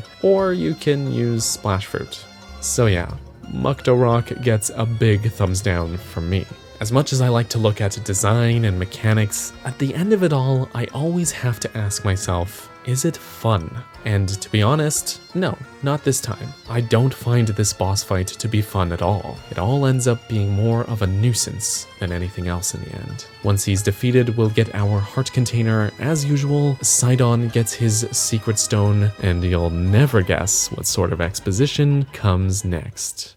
So that's the dungeon. Overall, the water temple can pretty well be summed up as underwhelming. The visuals, the architecture, the music, even the low gravity mechanic is all quite wonderful. However, it is all offset by a layout that is too simple to navigate. If my complaints about the lack of locked doors in previous dungeons wasn't enough, there are hardly even walls here, let alone doors, let alone locked doors. There is hardly even anything here. I like the puzzles, conceptually. Using the low gravity to hold bullet time for extended periods to hit this switch is a neat idea, and I'm always a sucker for these games working in circuit puzzles, but they telegraph these to you far too heavily for my taste. I never have that moment of having to stop and think about things in this dungeon. Frankly, the entire lead up to the dungeon is far more interesting than anything that actually happens inside the dungeon itself. So the question becomes, how do we fix it? How do we improve the water temple? Well, hear me out. What I would suggest is we take the overall structure of the dungeon, the central area and its surrounding segments, build walls around each of these islands to make them rooms, and bring them underground. Combine them with the ancient Zora waterworks. That should have been the dungeon to begin with. So we take these puzzles and we don't set the dungeon in the sky. We instead expand upon this underground area. It already has the skeleton of a dungeon in place. Instead of the central terminal down here simply activating this waterfall, make it a master control switch that changes the water level of this central room. Place the boss arena as an upstairs room to that, and the rest of these formerly islands now rooms around it, branching off from these pipes and waterways, making it so that we have to control the water flow and levels to reach different rooms. Then, navigation itself can play a significant role in how we approach the dungeon. And yes, my proposed fix is to basically turn this into Ocarina of Time's water temple. I realize that, but this could present a good opportunity to make use of Sidon's innate Zora swimming ability, which outside of a cutscene doesn't really get put to use in this game like it did in Breath of the Wild. Besides, let's be honest, for a water temple, there isn't a lot of water here. It could be called a sky temple, or a faucet temple, or even a gravity temple, but I feel very strongly about this. The waterworks should have been the dungeon, and the mysterious atmosphere and wonderful architecture could have had an even better chance to shine. Plus, we would have the slickness of the walls and Link's lack of underwater swimming to impede our progress if need be, so that we can't cheese everything. There is serious untapped potential here in the waterworks, and that gets squandered for what? A handful of samey sky islands with no sense of challenge to them? If we are really set on keeping these separate and having the dungeon up here in the sky, then here's a few other ideas I'll float by you. Just like I suggested with Yunobo, let's take away Sidon's ability to teleport to and magically catch up to the player. There's only one instance where he can't do that. That's getting past that fire barrier. But otherwise, he's able to just blip over to you like Yunobo could. I don't like that. It made sense for Tulin, he can fly, and I guess you could argue that he's jumping in low gravity, and that is how he does it, but it just doesn't feel right to me. I think they could have kept the dungeon as open as it is if he couldn't reach these side areas without us having to make a path for him, even if it were activating these waterfalls for him to swim up, or bringing bubbles over to him or something. It's not my ideal fix though. I think that simple proposed switch up worked for the fire temple, but here it feels like the problems run too deep and are too ingrained in the layout not being that interesting. So my earlier proposal of using the waterworks, I think would make for a far more engaging dungeon. But alas, in the end, we're stuck with this version of the Water Temple. It is my least favorite dungeon in the game, and it's not even close. It is by a very wide margin. In what I feel is otherwise a fantastic game, this is an unfortunate low point.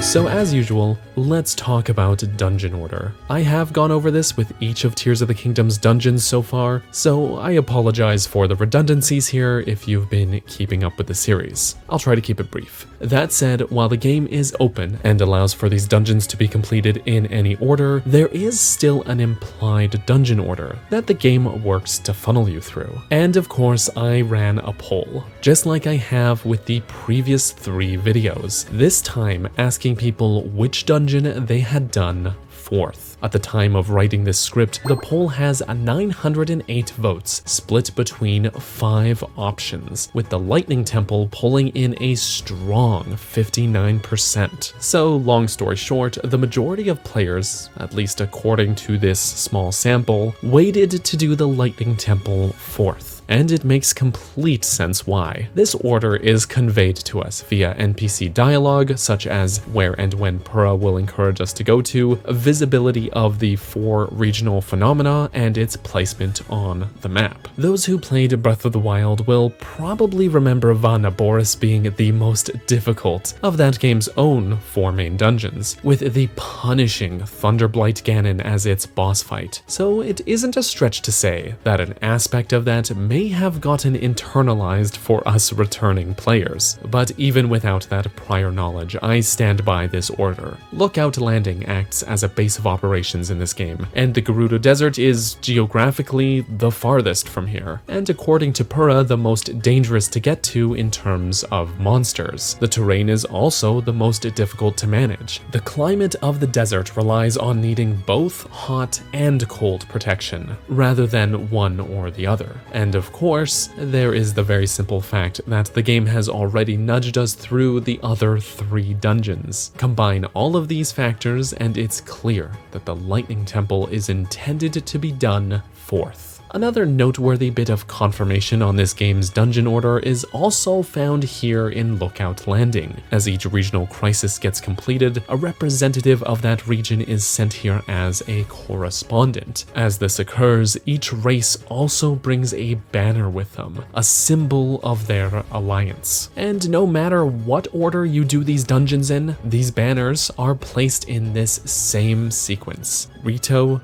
Goron, Zora, then Gerudo. I didn't mention this in prior videos, simply because of the fact that it wasn't information that is available to us, the player, until after the dungeons are completed. But hey, there it is for you, confirmation. So yes, that is the dungeon order that I believe they intended. So now that we know when and why we are heading towards the desert, let's look at the pre-dungeon questline to do leading up to the Lightning Temple.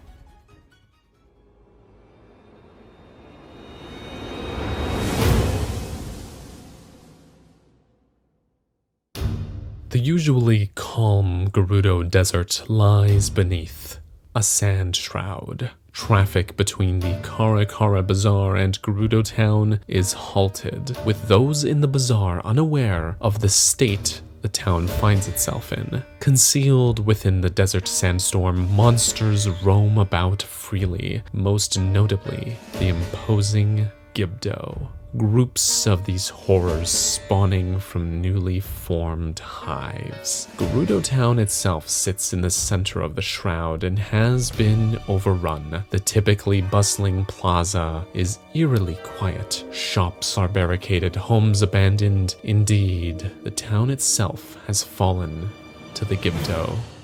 This isn't something I've touched on very much during this series, but as we reach the settlements impacted by each regional crisis, there is remixed music of the usual themes and a generally different atmosphere, and it is always great, but it is done best here. Rito Village was simply snowed over, but it was still Rito Village. Zora's domain was enduring a sludge problem, but you could still find the Zora here trying to deal with it. But walking into the usually lively Gerudo Town to find it abandoned in this state with this absolutely eerie piece of music is a whole other experience.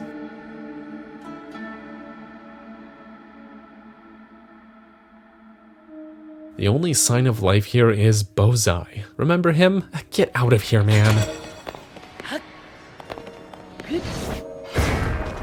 The first time I walked into Gerudo Town on my first playthrough, I couldn't help but wonder just how far Nintendo was going with this story. Were they really killing off a huge amount of the Gerudo population? I knew Riju would be fine, she was in the trailers, but the rest of the Gerudo? This place gave me a very real sense of worry. But there is hope. The Gerudo are a resilient people. Searching the town will find clues, and indeed beneath the plaza stairs is the entrance to the Gerudo underground shelter. We just have to find our way in, which actually isn't hard to do, but it is cool that they don't hand us this solution so readily, and instead just let us explore the town, investigate, and figure it out. In fact, this entire quest line leading up to the dungeon stands out as another high point in this game's main story. It has multiple scenarios that build toward the dungeon. It's a great change of pace. So first, inside the shelter, we'll talk to Boliara and get sent on our way to find Riju.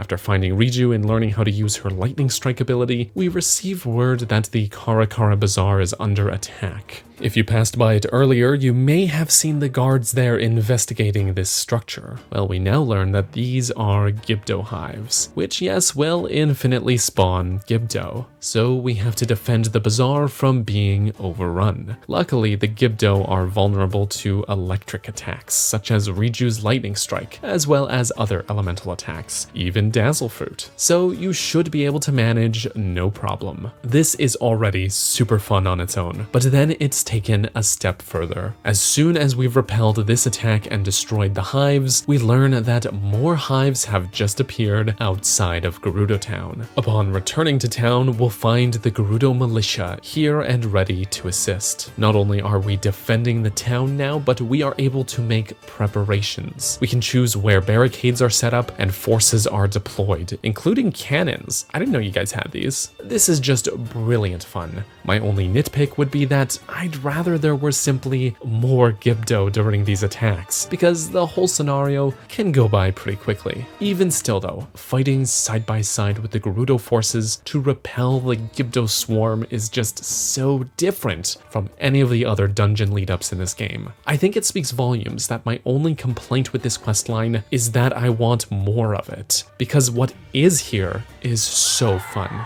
Once that is done, we're given a riddle. Riju consults an ancient monument that hints at how to find the dungeon. With a slice of information, we're let loose into the desert to figure it out. just how I like it. I just want to quickly point out that the shrine atop Gerudo Town, as well as the cave connecting the shelter to the northern ruins, introduces to us this light reflecting mechanic using these mirrors. Both feature a puzzle that makes use of bouncing a light off of 2 mirrors to activate a mechanism. That mechanic also gets put to use here. The puzzle requires us to find these 3 mechanisms in the desert and configure them correctly so as to have this beam of light form a triangle around the desert. This feels oddly familiar. This mirror mechanic is going to be integral to the dungeon itself, so it's great to see the game easing us into this idea, giving us a rather straightforward introduction to it before the dungeon expands upon the concept. Overall, this dungeon lead-up is fantastic, and a great change of pace from pretty much anything else in the game. Alright, once this is done, a massive structure will rise from the sand. But there is one more skirmish before heading inside. We'll actually be confronted by the dungeon boss here, Queen Gibdo.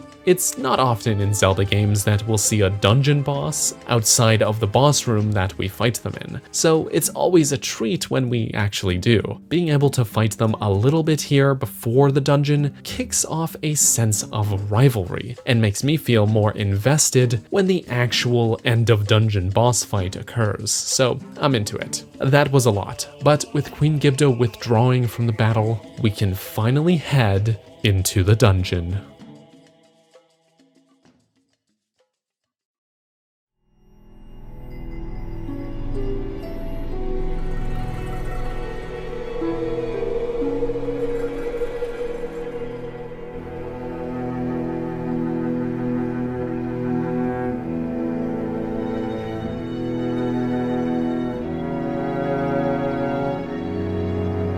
Welcome to the Lightning Temple. So far, in each dungeon, we've discussed and disputed the naming conventions of these temples, which often have been given an alternate name via the subtitles, such as the Stormwind Arc and Gorondia. The Lightning Temple's subtitle is The Mural's Myth Risen from the Sand, which is more an acknowledgement of the dungeon being depicted in that mural beneath Gerudo Town rather than an actual alternate name. So the Lightning Temple is just the Lightning Temple. And you know what? I am okay with that. It is just as much a crypt, it seems, but the general layout and implicit lore surrounding this place make me feel inclined to accept its status as a temple, one built as a pyramid, specifically in a Mesoamerican style rather than the smoothed out Egyptian style that is probably most famous in real life. Honestly, the temple is beautiful. It has a striking appearance on the outside, but within you'll find plenty of art, mosaics, and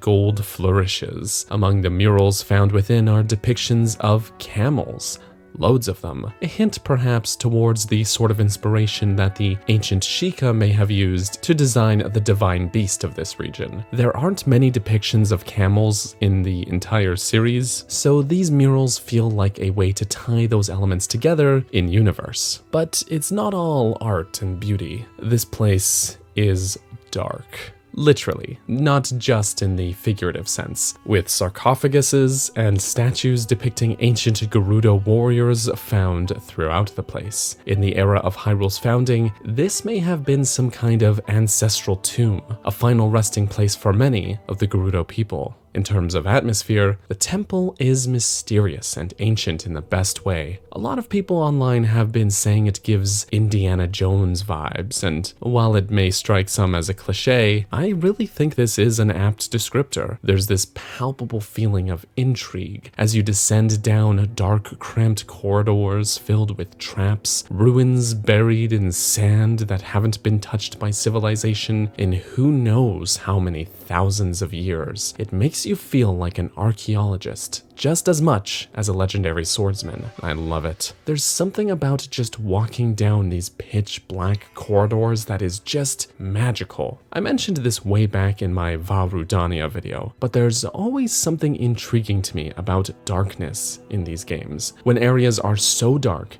that it interrupts your vision. There's loads of areas that do this idea very well, the depths most notably, but it's really well done here in particular, and it makes sense it would be so dark. there's no windows. I love this place. The temple is at times open and branching, but also just as often claustrophobic, a stark contrast from what is usually a sprawling and open game. Maybe that's why that darkness hits so well here compared to the massive depths. Not to say the depths don't have a great atmosphere, they do. It's just a very different vibe. A couple notes before we get into the progression though. The music. As always, it builds upon itself as we make progress. There's a dedicated entry music for this linear section leading into the central room, which is fairly subdued and mysterious, with the odd piano key or trill to keep us on edge.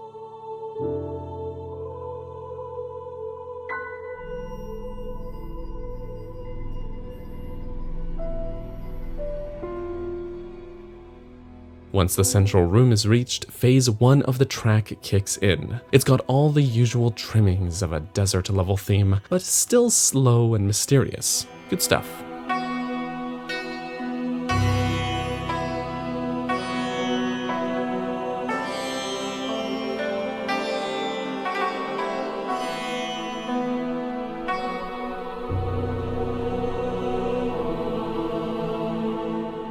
Phase 2 amps things up a bit, with a tone that feels more hostile, but never dropping that feeling of mystique.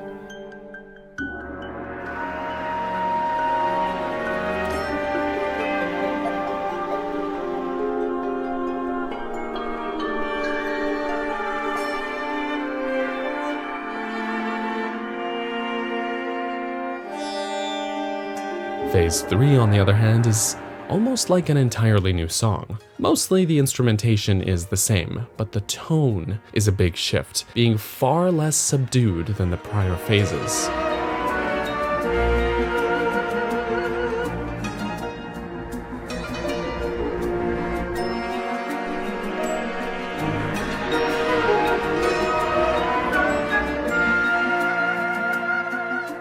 Phase 4 also is a big departure. This track takes a lot of cues from the previous Gerudo-related themes, and overall is a lot more optimistic feeling. It's the last part of the dungeon music before the boss fight, so in a way, it almost feels like the music's celebrating your accomplishments of getting through here.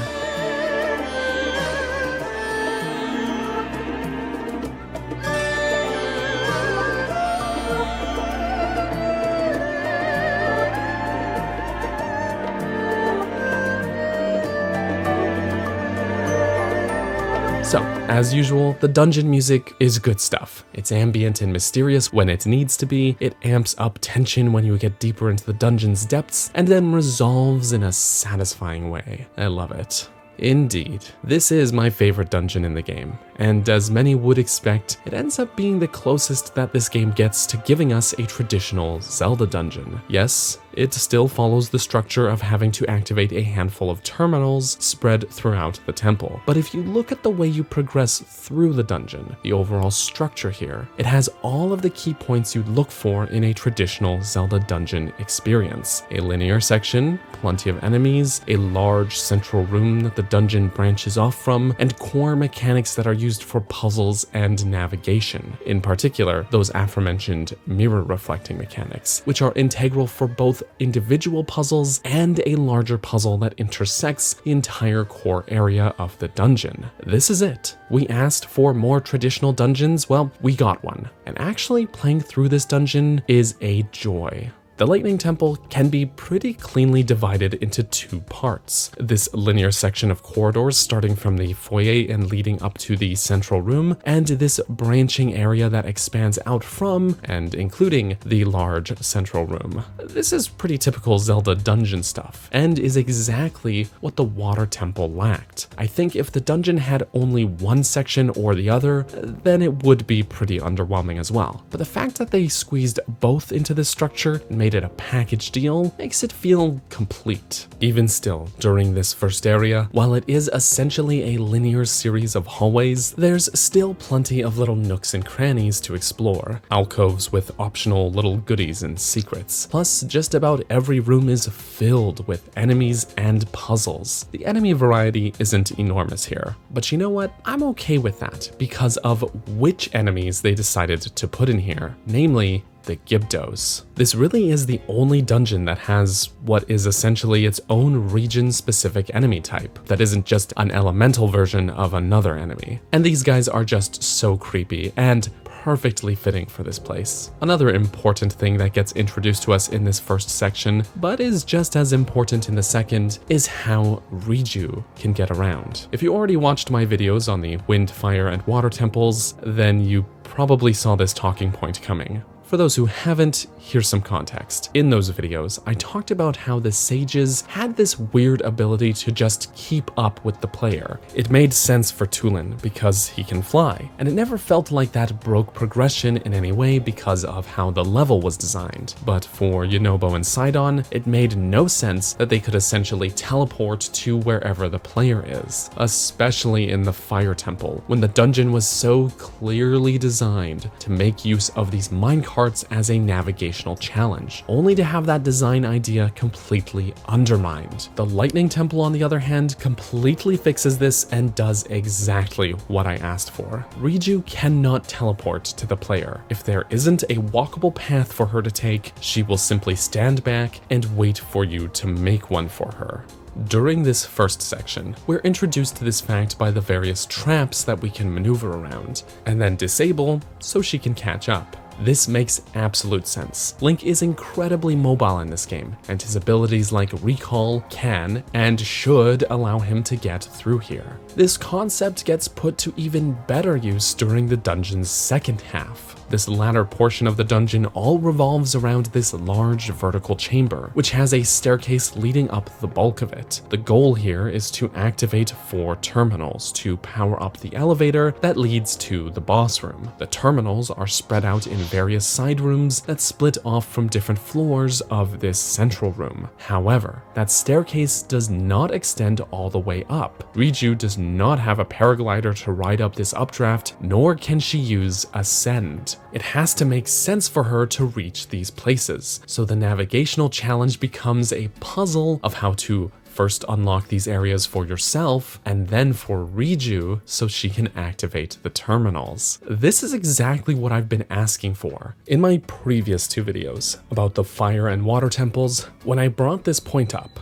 about the cheese factor, I had gotten a few comments saying that I had somehow missed the point, that removing the sage's ability to keep up with the players would somehow undercut the value of Link's mobility, or go against the grain of how the game overall was designed. So to those people, I say this: I get where you're coming from. I really do. It's great to be able to approach things from different angles and solve puzzles in a variety of ways. But this dungeon doing exactly that and being so good, it kind of proves my point. Plus the dungeon being a change of pace compared to how we approach things outside in the overworld is a good thing. Variety is good. We're doing a more curated story section. We should have to think things through and approach them differently. So yeah, the cheese factor that I've talked about so much in these videos is basically non-existent here. There are still multiple solutions to some of these puzzles, but you still have to engage with what's here in order to make progress, and that is the perfect balance. The rooms are also laid out in a way that you can't often ascend into unintended areas, though there is a secret room that you can only get to by using Ascend. You wouldn't know it's there unless you were actually looking at the map. Cheeky, I like it. Even still, you can't skip over things with this movement option because Riju won't teleport to you. You can technically ascend into the boss room, but without Riju there to help you destroy this Gibdo structure, the fight won't start. Say what you will about the cheese factor being in place to incentivize outside the box thinking, I get that, but this dungeon was so clearly designed to curb any cheesing, all while still letting you approach things in multiple ways using the game's core mechanics.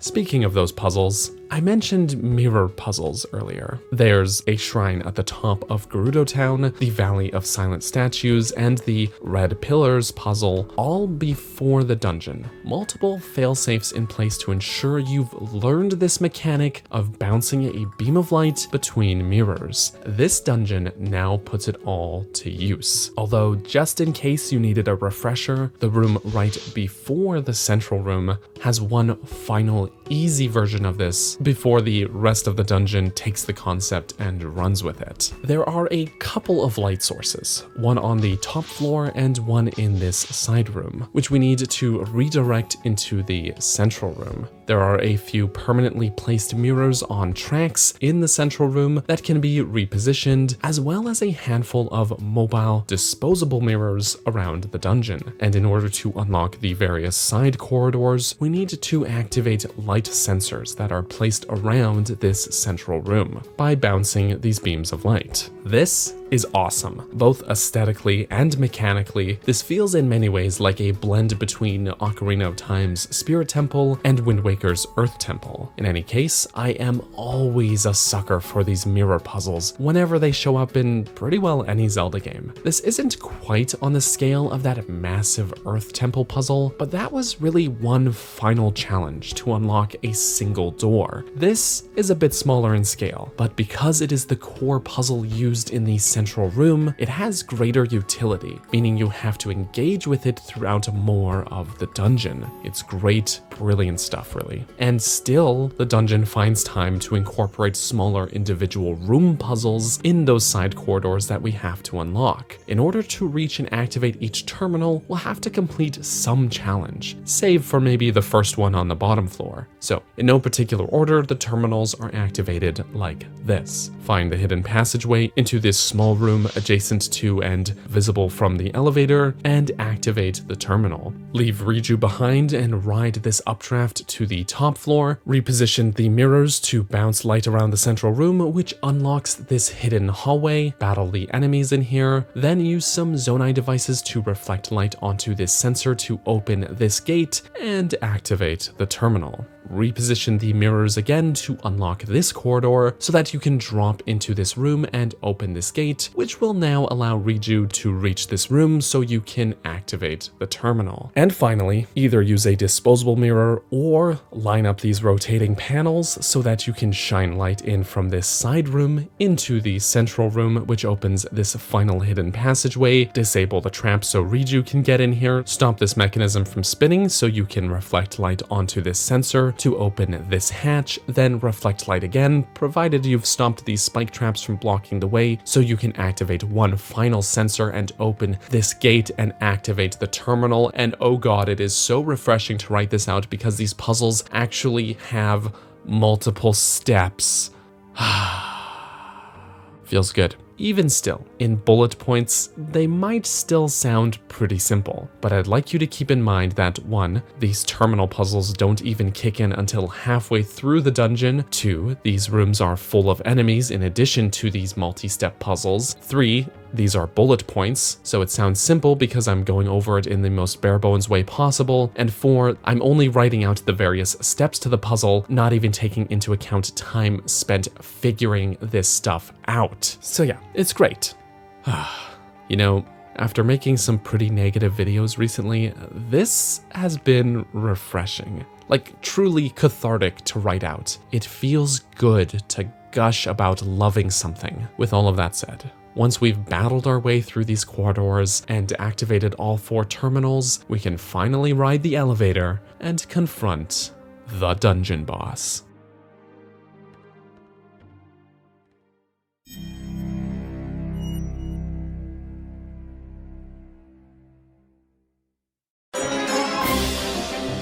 It's up to us to initiate the boss fight by destroying this structure blocking the secret stone. Once we do, however, we'll be confronted by Queen Gibdo. She's back and ready for more. Visually speaking, this is a great boss design. She's like Mothula meets a Redead, and she is massive to boot. The scope here is great. None of the blights even came close to being this big. And something about the way these like pouch-like sections on the Gibdo's necks move groove and those segmented bone-like appendages, something about it all is just unsettling in the best way. It's a minor detail, but the way her antennae glow, they almost look artificial in a way, but it's visually quite striking. The hue makes me draw a connection to the hives that she uses to spawn in reinforcements. Maybe it's a way she interacts with the hives. Oh, I should quickly mention the music here. It's awesome. The instrumentation is exactly what you'd expect from desert-themed boss fight, which is fine and all, not breaking any new ground with the instrument choices. The actual composition though, that's where this piece shines. It's high energy, bombastic, and dramatic. It shifts between dangerous and triumphant wonderfully, and that percussion just never lets up the tension.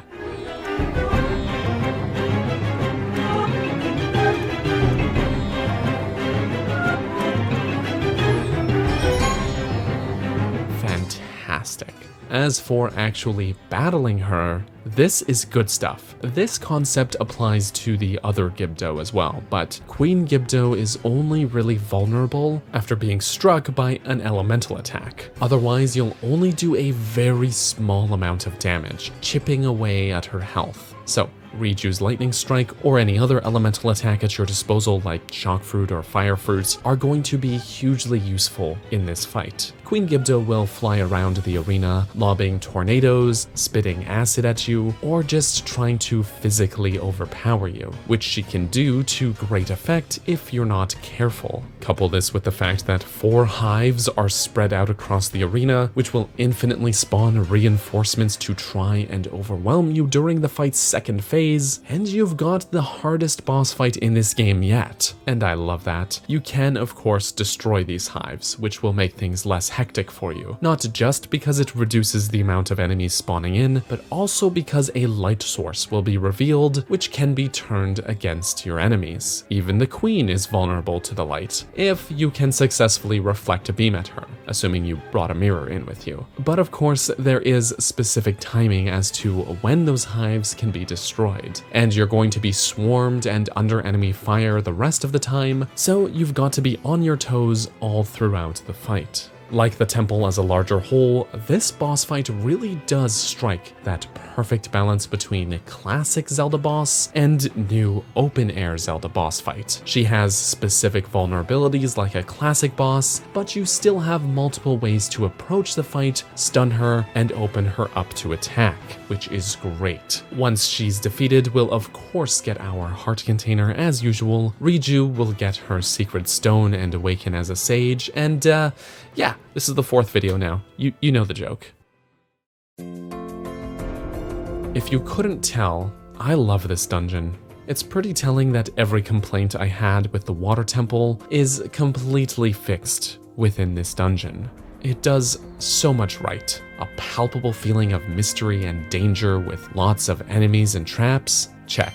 A bunch of individual puzzles that can be approached in several ways but never feeling totally cheesable? Check. Being huge with loads of floors that remain interconnected via a large central room? Check. A core mechanic that gets used for a larger puzzle that weaves throughout the dungeon? Check. And of course, the vibes. Atmosphere is so important, and check.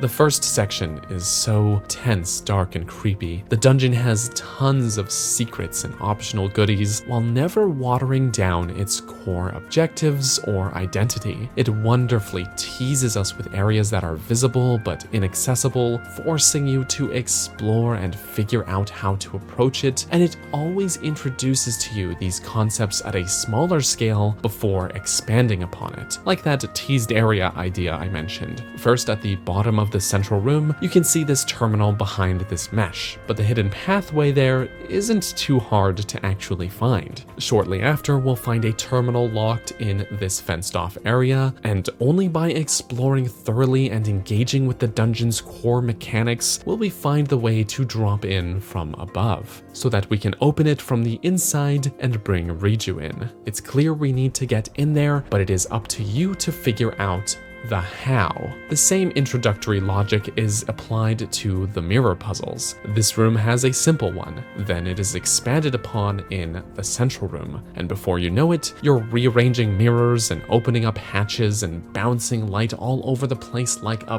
pro. And it makes you feel so smart for pulling it off. Same goes for the traps. We're disabling some simple minor traps in the first section like flame walls and rolling boulders, and then later we have multiple traps in a single hallway that are also combined with the mirror puzzles. They introduce them separately and then squeeze them together. I know, I keep talking about it, but the atmosphere is perfect, which is of course aided by a wonderful soundtrack. Initially, in my script, I had written that this was 100% a traditional Zelda dungeon brought into a modern game, a true return to form. However, now at the end of this script, after vigorously studying this place and going through a third rewrite, I've changed my stance. This is not a traditional Zelda dungeon. It's something better. This is the perfect blend of dungeon formulas. It takes all of the strengths of a traditional dungeon and infuses those strengths into the new style of open-air Zelda, the perfect balance.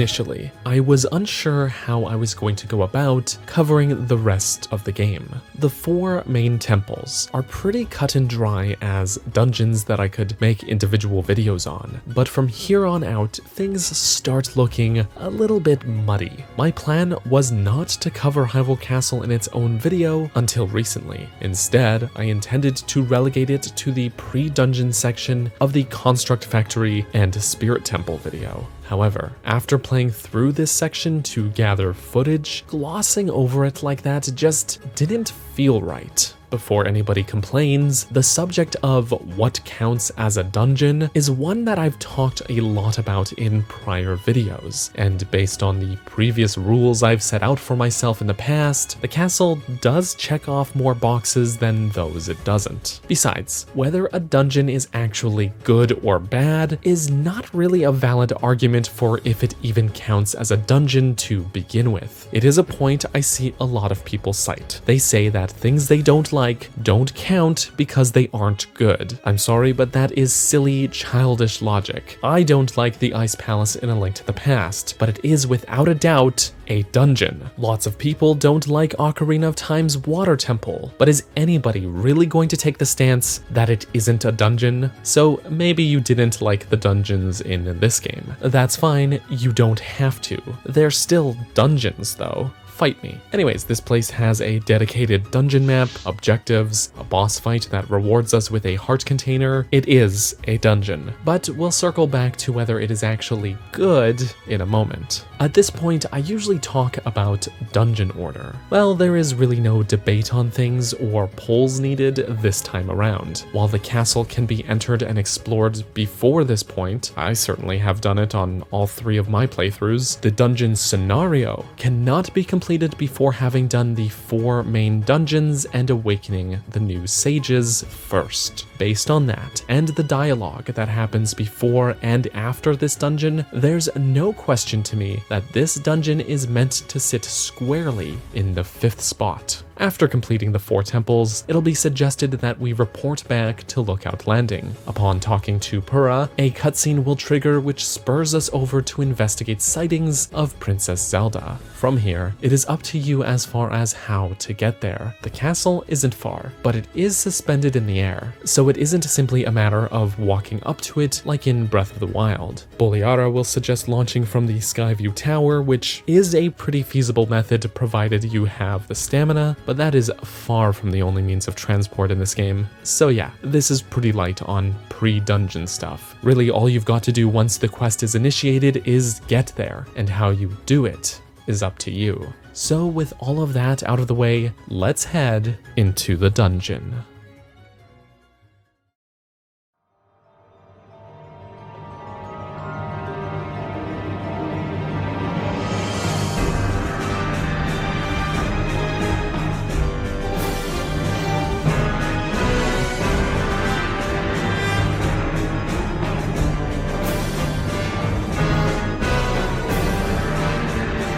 Welcome back to Hyrule Castle. There's a bit to talk about here, so a few things I want to get out of the way first. To start with, look at this map from Breath of the Wild. I hated it. I can't read this map. Now, look at the map we got in Tears of the Kingdom. You are beautiful. I can see actual rooms and where they are. Thank you for being you, you beautiful thing. Anyways, I usually would also talk about things like architecture at this point in the video, but I'm going to skip that this time, simply because it is all quite literally stuff I've talked about before. So hey, if you want to listen to me talk about that, go ahead and watch this video on Breath of the Wild's version of the castle, which I did as a collaboration with the lovely Triforce Trends. I'd appreciate it. The atmosphere here is overall pretty similar to how it was in Breath of the Wild as well, but without the twilight lighting that always kicked in near the sanctum in that game. And the malice particles, which are swapped out for gloom, are toned down quite a bit. That said, the place still feels distinctly dangerous, but not as overwhelmingly so as Breath of the Wild's version of the castle. The lack of guardians may be a big contributing factor there, but heading into the castle this time, I can't help but somehow feel more prepared. As always, I've got to talk about the music. It's hard not to compare the music to its Breath of the Wild counterpart. That was one of my favorite pieces of music in that game. This version of the castle theme takes some cues from that piece. It's particularly noticeable in the theme's intro, and mixes in elements from the classic Hyrule Castle theme that debuted back in A Link to the Past. It's not one-to-one, but it's definitely meant to evoke that.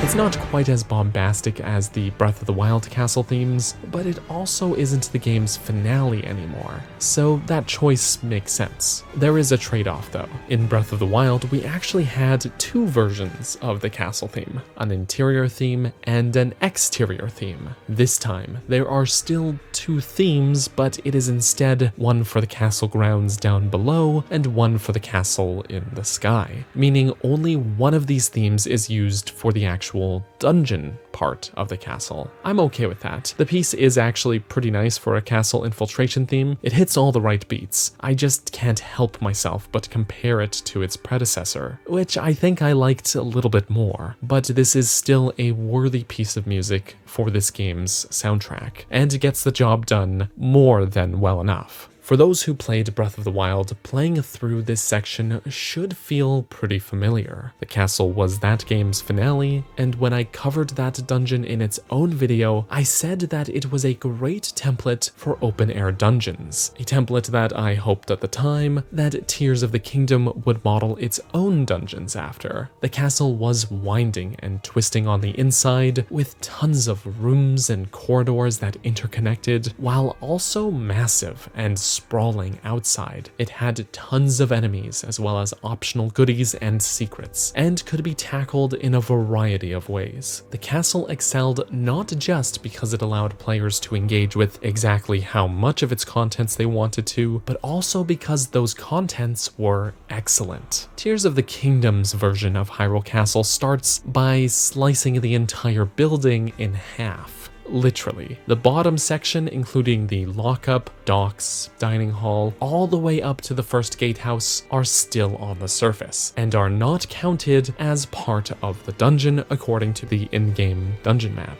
The second gatehouse, library, Zelda's room, the sanctum, and all of the halls and exterior areas connecting them are what was lifted into the air, which makes up our new dungeon. What this means in terms of navigation is that a lot of the paths and hallways that connected certain areas are now destroyed, leaving either debris or massive drop-offs in their place. As mentioned before, Breath of the Wild's version of the castle allowed you to tackle the dungeon in any number of ways. You could rush for the sanctum, or take your time to explore every nook and cranny, or somewhere in between. I feel it is good that they changed things up here, so that we aren't exploring an identical structure yet again. However, they may have leaned a little too far in the other direction. The rooms are now laid out essentially in a giant horseshoe shape. with open space outside. So feasibly, you can start at one end and work your way around to the other end. There are still plenty of optional goodies to find here, as well as great weapons. So I do still find myself incentivized to explore thoroughly. The big change though is that Breath of the Wild's version was a true open-air dungeon. The dungeon progression here is strictly linear, which I don't mind. Classic Zelda dungeons certainly tend to be that, and that's never been an issue for me. My problem is how they decided to present that linearity. That is to say, the dungeon progression is a big wild goose chase. Essentially, we are beckoned by Puppet Zelda to various locations throughout the dungeon, which get marked on our map. Once we reach that location, we get ambushed by enemies. Defeat the enemies, get baited to another area, rinse, repeat.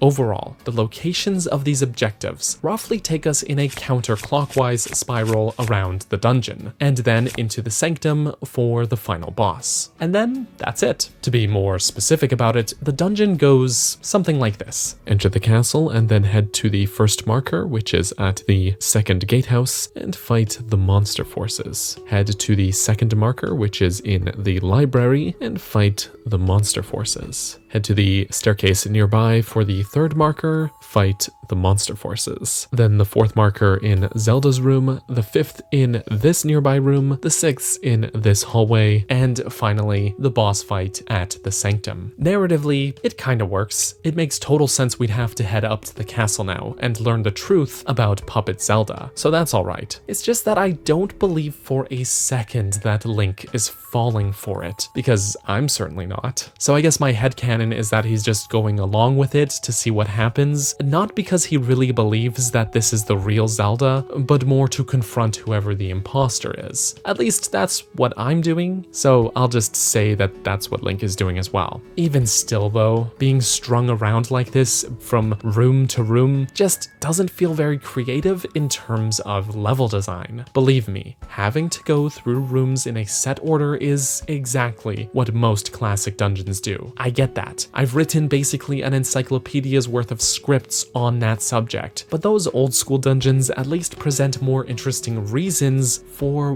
why you have to go through that order, usually by way of locking access to certain rooms. So yeah, there's minimal navigational challenge if you're familiar with the castle, and no puzzles to solve to reach new areas. Instead, the dungeon is a gauntlet, a series of combat challenges against monster forces spawning at these critical locations, with plenty of enemies in between to get through too. With that in mind, I can see why they split the castle in half then. The bottom half can still be explored freely for good loot, just like it was in Breath of the Wild, while the top half can be converted into a more linear dungeon setup. Gauntlet-style dungeons aren't bad either. I like the combat system in these games quite a lot, and this place has some of the best gear around, more weapons than I can usually carry. I just have a bit of a hard time getting past that sticking point of the navigation. Maybe it's because I was so familiar with the castle through my numerous Breath of the Wild playthroughs that going through here in such a curated fashion feels sort of out of place. It's hard to quantify what it is about it that just feels so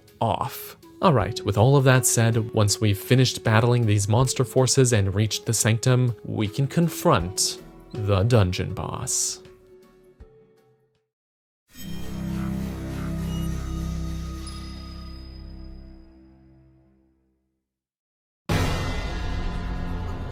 After a rather unsettling cutscene in which Puppet Zelda attempts to screw with us psychologically a bit, we are confronted by the dungeon boss. It's Phantom Ganon, and also Phantom Ganon, Phantom Ganon, and Phantom Ganon. Jokes aside, I love fighting this guy. He's just so creepy looking, and it's honestly cool to have this fight in the sanctum like this, especially in this illusory state of being pristine. Now, recycling bosses isn't always the most engaging way to do things, but I actually enjoy this approach for this dungeon since they do mix it up a bit. While most encounters with Phantom Ganon are preceded by Gloom Spawn, that isn't the case this time around, so a little bit of the scare factor is replaced by regular ol' intimidation instead, hence the duplication. Odds are, by this point in the game, you've probably battled this guy at least a couple of times already out in the wild, so hopefully you know how to take him on. It is essentially a sword fight. I think if it were just a singular Phantom Ganon fight, then it would be quite the letdown, since he's basically just an overworld boss as well, so having him duplicate is absolutely the right choice, if you ask me. It turns this into a very real challenge, having to essentially split your focus among several different bosses. It's worth noting that there will be one specific phantom that spreads gloom along the floor, which will sap your health quite quickly if you don't deal with him,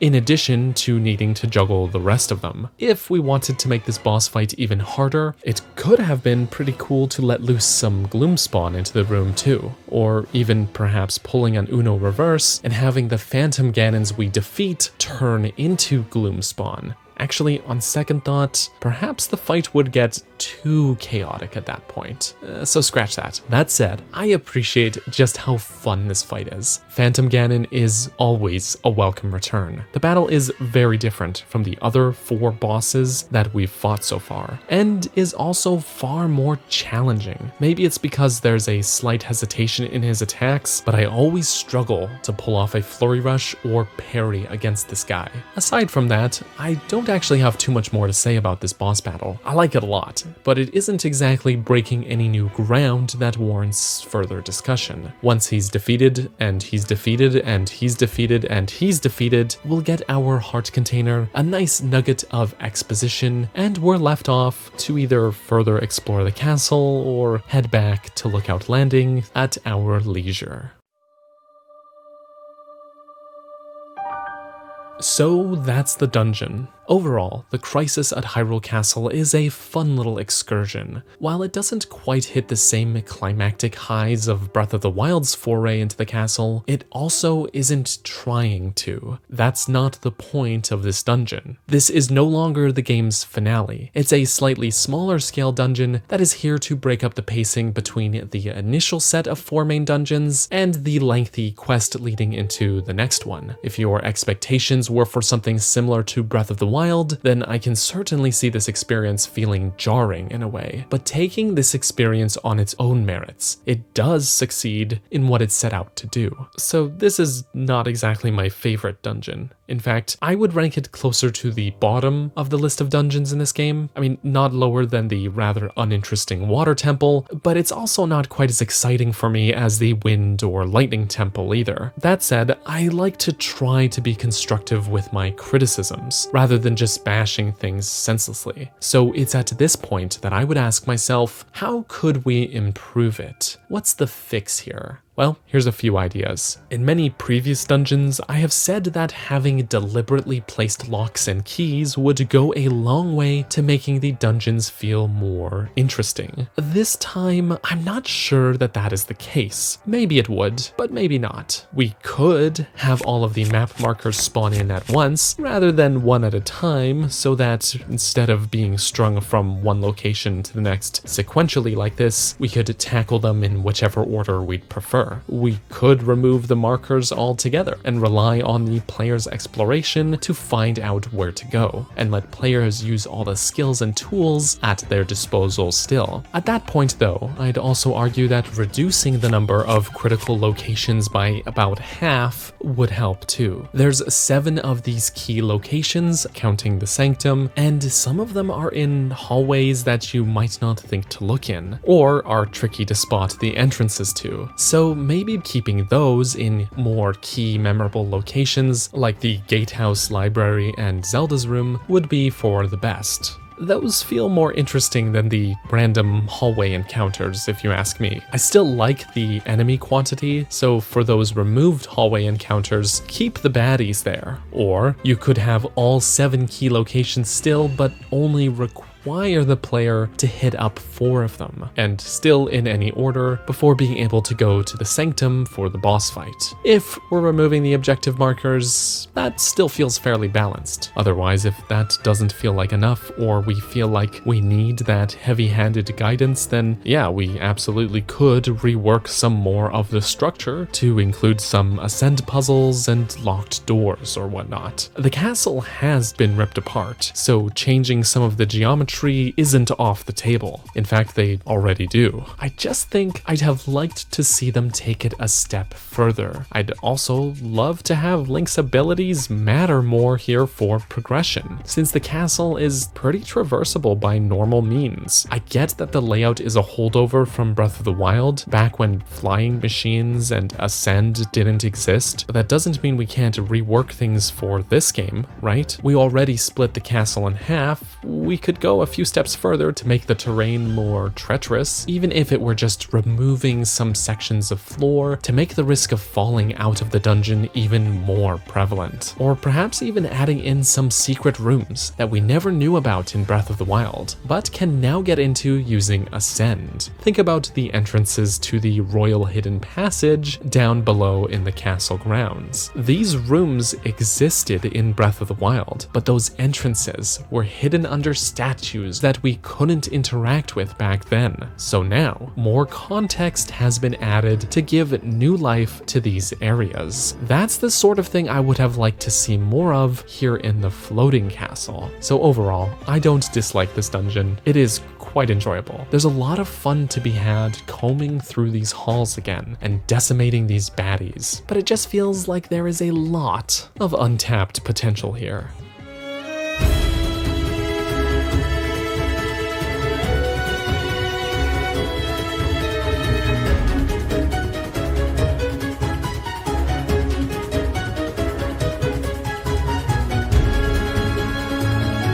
The last video was particularly sparse when it came to pre-dungeon objectives. That isn't the case this time. Arguably, this is the dungeon with the longest lead-up questline in the game. There are, of course, multiple ways of doing things, including skipping some sections of the quest entirely, but for the sake of this video, I'm going to be looking at the quest in its entirety and the way the game guides you through these scenarios. But first, a bit of a fumble. After finishing our battle with Phantom Ganon in the castle and returning to Lookout Landing, Purah and the new sages will come to the conclusion that there is likely to be a 5th sage somewhere that needs to be recruited to your cause. Purah then lets you loose into the wild with a hint, based on what we've learned about the Secret stone? Secret stone? Secret stone. That stone that you are wearing. Demon King? Demon King? Demon King. The imprisoning war. The sage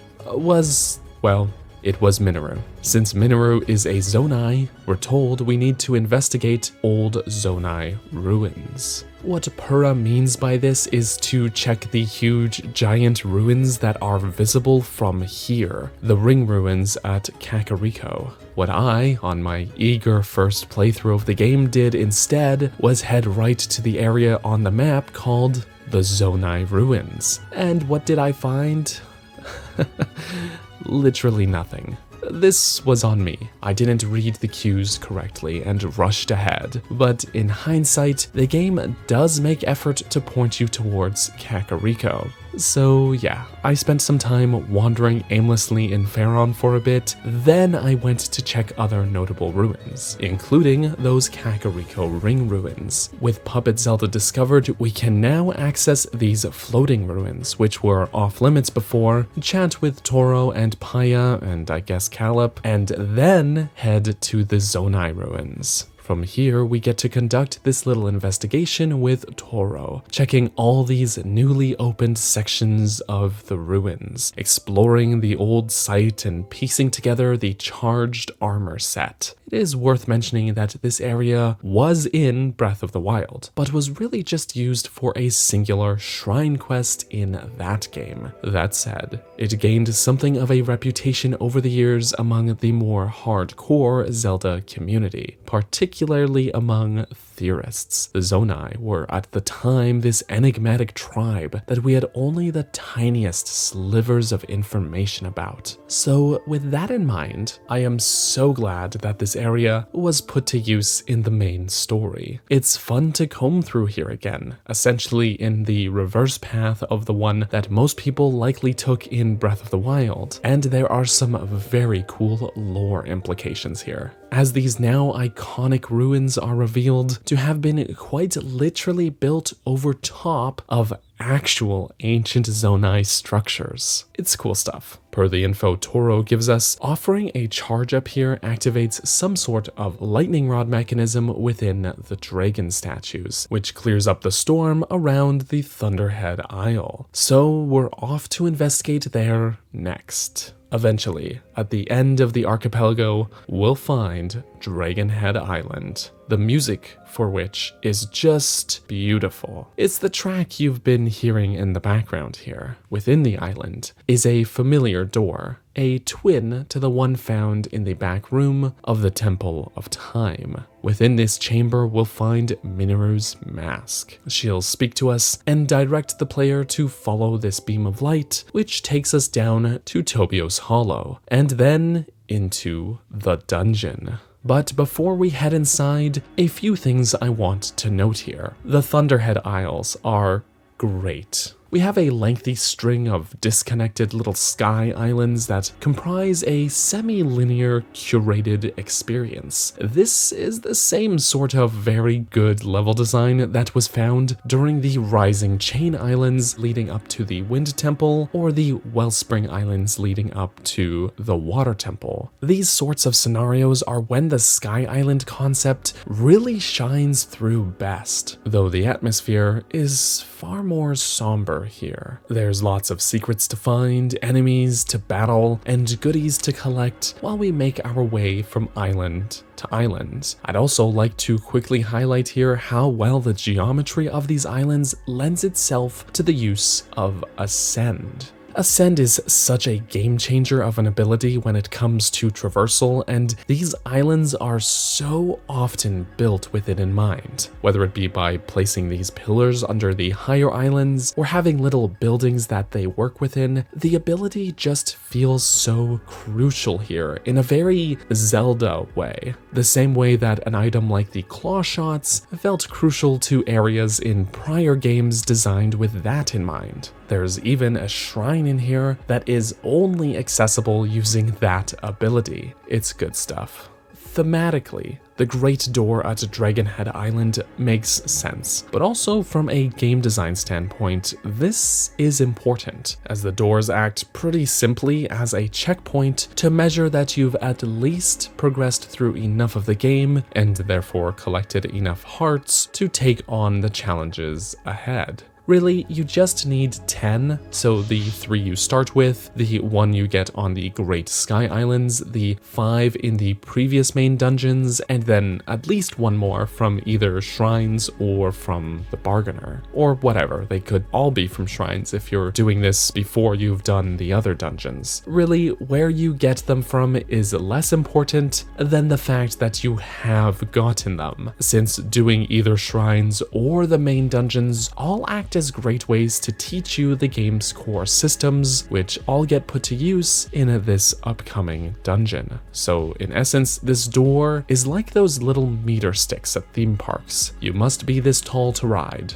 or in this case, you must have learned at least this much about the game to ride. And yeah, as mentioned before, there are sections of this lead up that are entirely skippable. The Thunderdome around these Sky Islands is meant to be here as a deterrent, a way to keep players out until the right time. However, for some players, it can have the exact opposite effect, piquing their curiosity instead. You can skip all of this stuff in the Zonai ruins, and if you've got the battery power and enough determination, just head right on in. Nintendo could have programmed a void out zone into the clouds here. They have done that very thing in the past, including in this game. You can't leave the Great Sky Islands until the time is right. In Breath of the Wild, you can't exit the plateau early. Even Skyward Sword had its own Thunderhead to prevent access to certain Sky Islands. But they made a choice here to let you in if you worked for it. I like that. With all of this done and the elevator at Tobio's Hollow activated, we can head down into the depths and into the dungeon.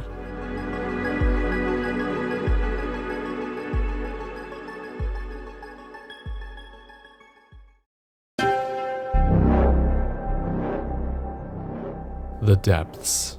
An expansive underground landscape that stretches across the entire underbelly of Hyrule. On the surface, just east of Dea Village, we'll find a series of rather insignificant foothills. But nearly 700 meters straight down from here hides the Construct Factory, obscured by the pitch blackness that pervades the depths.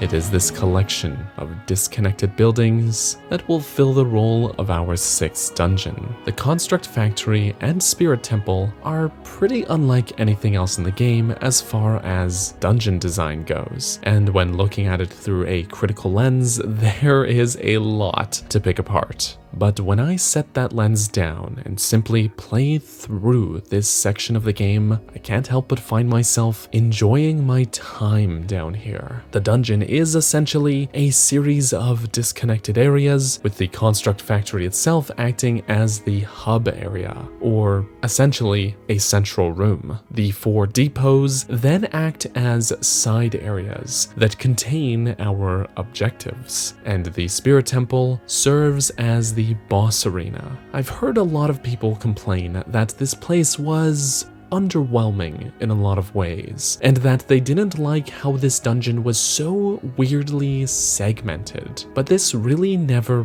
bothered me. Truth is, the way this place is structured is very Zelda dungeon, just with some slices made. If you took all of these areas and connected them with hallways instead of open space, you would have what is 100% a core dungeon experience. The game just did away with the hallways and had the expansive depths traversable here instead. But really, if they had combined all of these segmented little areas into one building, I doubt we'd be hearing all of these complaints. That said, I adore the depths. I know, the environments are very samey, I know, there isn't a ton of variety, I know, the map design, I know.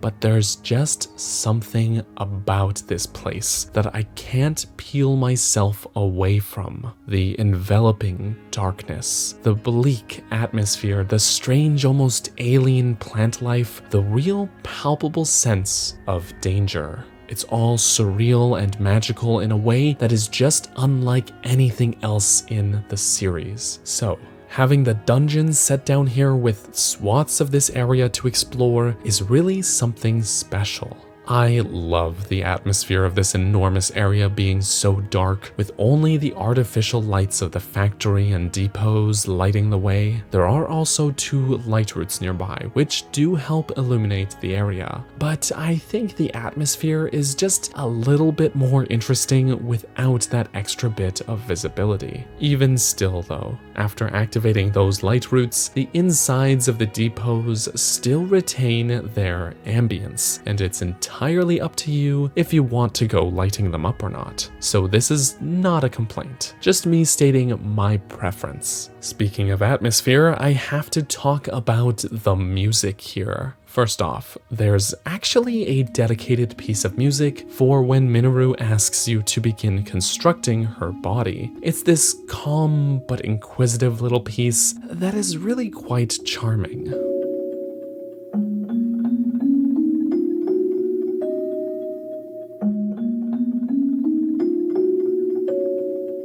The The rest of the dungeon phases very much adhere to that idea of the track building upon itself. It starts out simple, hollow even, and adds more layers to the music as you make progress. The rest of the dungeons also change their music throughout, but they just as often pivot into almost entirely different songs. This dungeon's theme instead keeps the same core track and builds upon it piece by piece, mirroring the way that we are collecting the limbs of Minoru's construct body and assembling it piece by piece as well.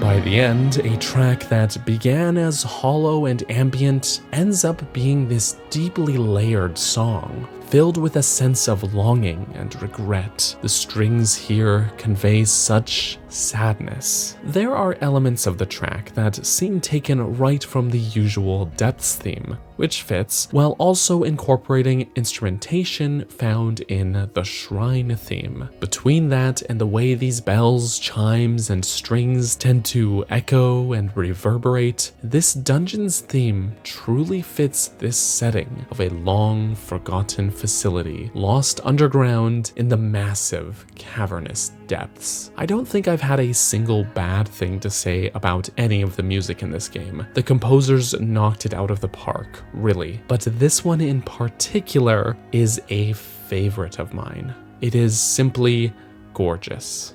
Actually playing through the dungeon is quite interesting, and in many ways it's almost the opposite experience of what we talked about in Hyrule Castle, which was a gauntlet-style dungeon focused almost entirely on combat. The Construct Factory, meanwhile, is very puzzle-focused. As already mentioned, we're tasked by Minoru at the start of the dungeon with gathering the pieces to build her a new body. The 4 pieces we need are found in the 4 respective depots surrounding the factory. In a way, this is a spin on the terminal structure that the 4 temples have used, but rather than just needing to go and push a button in several locations, each depot shuts us in and forces us to bring each construct piece forward through a new path, solving puzzles as we go. This has several effects. For one, it's far more interesting than just an arbitrary terminal. We have to engage more deeply with the puzzles that are here, and we're more invested in doing that because we have a far more tangible objective. These depots can be done in any order, and the puzzles themselves end up being well-crafted, multifaceted little challenges that more often than not can be completed in a variety of ways. And let's not forget about Ascend either, which has use cases for it built into nearly every room. Unlike the castle, where I complained about it, this dungeon truly feels like it was not just built with Link's new arsenal of abilities in mind, but it also feels like the only dungeon to wholly embrace them. The other dungeons either feel as though they didn't fully account for Link's new powers, actively designed around them being useful, or were designed in such a way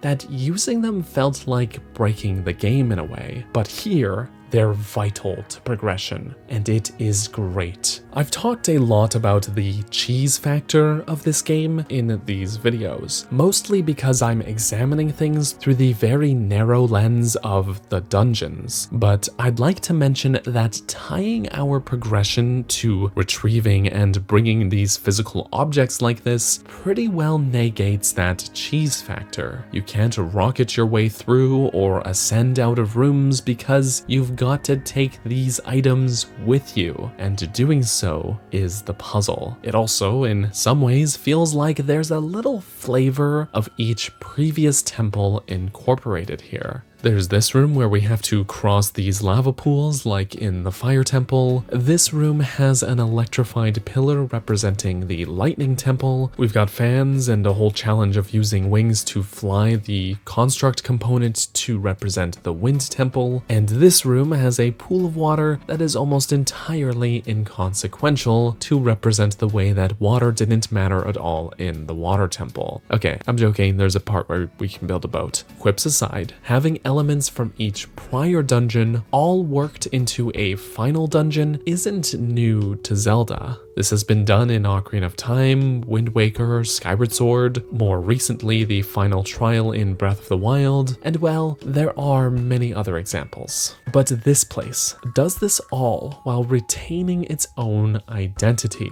and gameplay ideas. There's a room with lava, but you're not stepping into a clearly labeled fire temple room. It's just a room that incorporates those gameplay ideas of using a vehicle to get across the lava, but it's still distinctly a part of this dungeon. It combines those ideas that were introduced to us elsewhere with the design ideas that matter to progression here. I like that. That said, I've been painting with some pretty broad strokes so far, so let's take a look at things in a little more detail. The left leg depot feels like a pretty natural starting point for this dungeon, as the puzzles are a little more on the simple side. And there's a device dispenser here to stock up on useful items. First, we need to bring the leg up this elevator, then angle this broken bridge and use it as a ramp to launch the leg across the gap here, and then take it back to the assembly area. The left arm depot first features this functional door that acts as a hint for later, as well as a programming flex by the devs. We need to take the arm across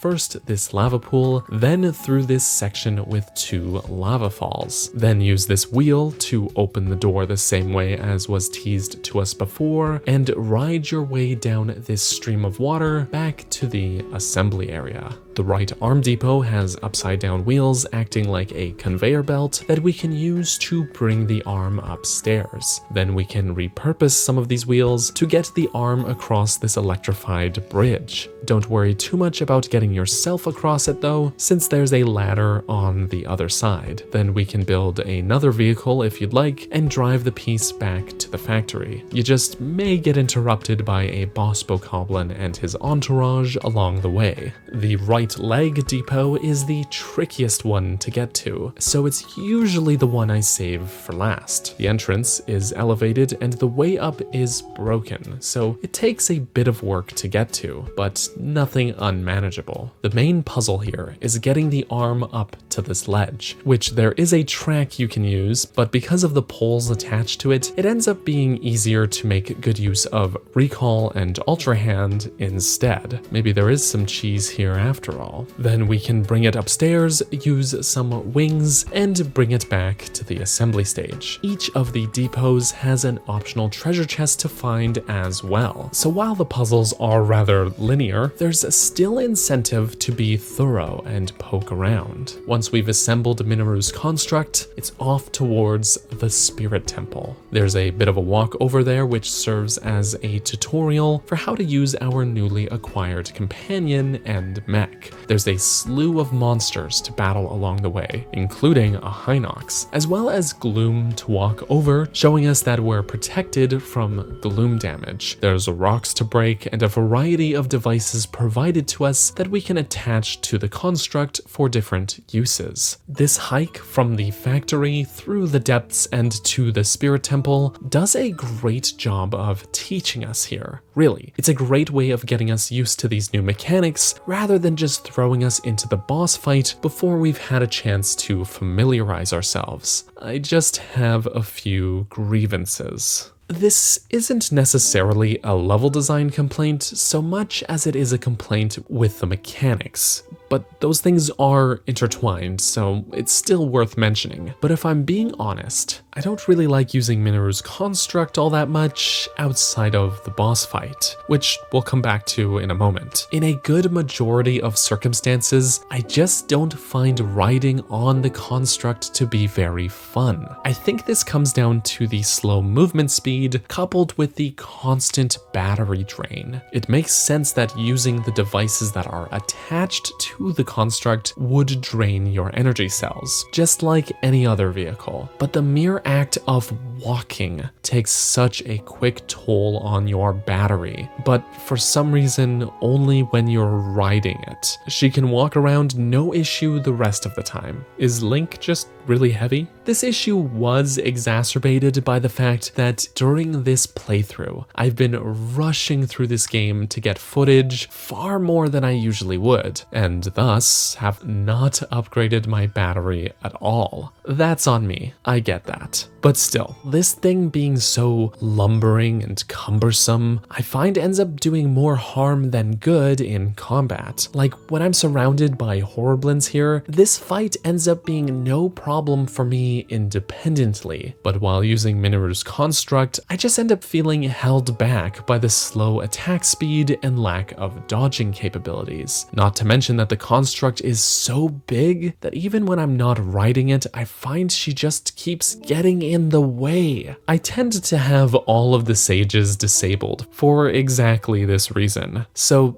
that's not an issue exclusive to Minoru per se, but because of how intrinsically tied to the dungeon she is, because having her construct is mandatory during this part of the game, the issue really is hard to overlook here in particular. It's a little bit ironic that for a dungeon where the objective is to build a mech, which you would then pilot and use for the boss fight, the assembly is the part that I find the most fun, rather than the intended payoff of using the mech. But that's just me. Alright, with all of that said, once we've assembled the construct and battled our way through baddies and boulders alike, there's just one quick rocket jump to make to reach the Spirit Temple. And it's inside there that we'll find the dungeon boss.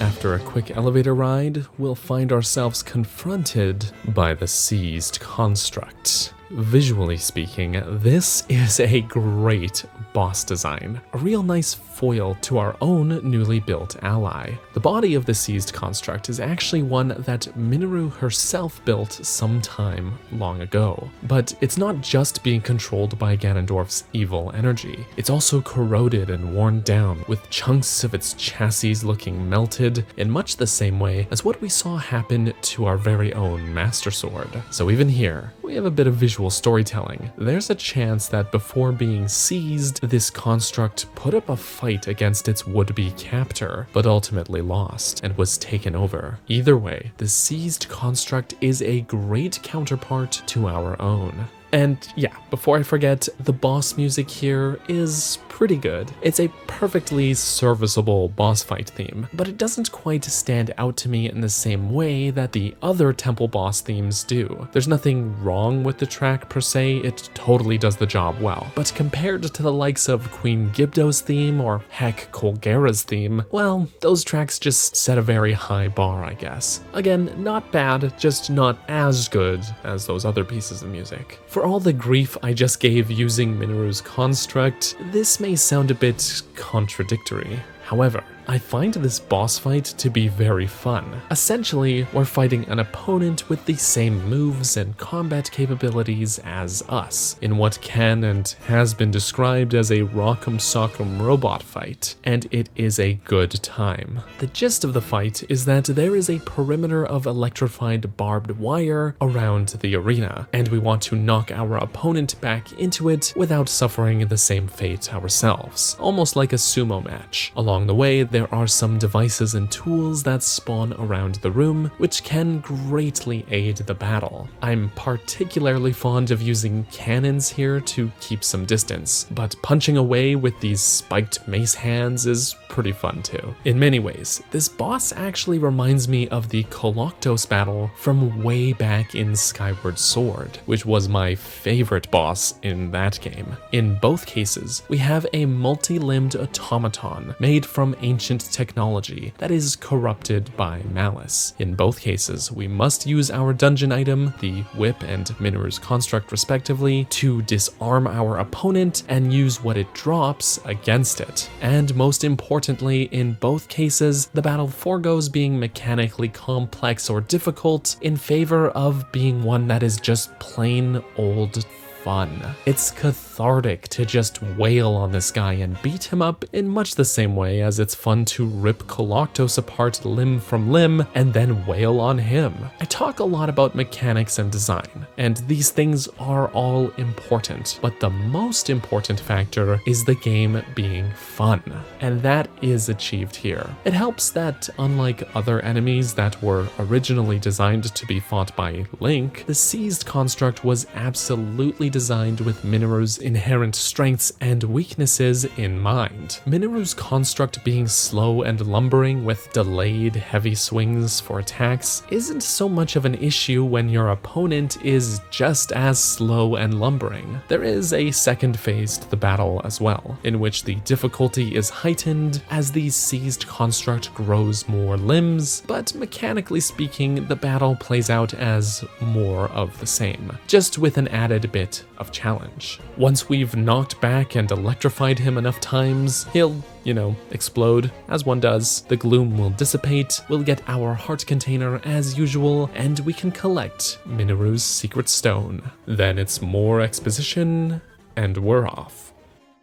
So that's the dungeon. Overall, I feel the Construct Factory and Spirit Temple get something of a bad rap, and while this may not apply to everyone, I feel that for many, that bad reputation may stem from viewing these scenarios in isolation, rather than viewing them as components that make up a larger dungeon experience. Of course, the Spirit Temple will be underwhelming if you only consider this elevator and boss arena as the dungeon, but since we don't have a dedicated dungeon map this time from which to derive hard dungeon boundaries, I'm inclined to look at the gameplay structure and base my interpretation of the dungeon off of that, as being these three acts combined into one scenario: building the construct, bringing the construct, and battling with the construct. That's what makes the most sense to me. When viewed this way, the Construct Factory and Spirit Temple combined excel as a dungeon experience. In fact, it's this exact structure that a lot of classic dungeons use. If you've seen my A Link to the Past dungeon videos, then you know what I'm talking about. First, a large open explorable space that culminates in getting the dungeon item, then a linear gauntlet of challenges where we use that item leading up to the boss fight. Yeah, this place uses the A Link to the Past dungeon formula. As mentioned earlier in the video, if you took all of these isolated areas and slapped a series of closed-off hallways between them to connect them all with hard boundaries, I doubt we'd be hearing a lot of the same complaints about it.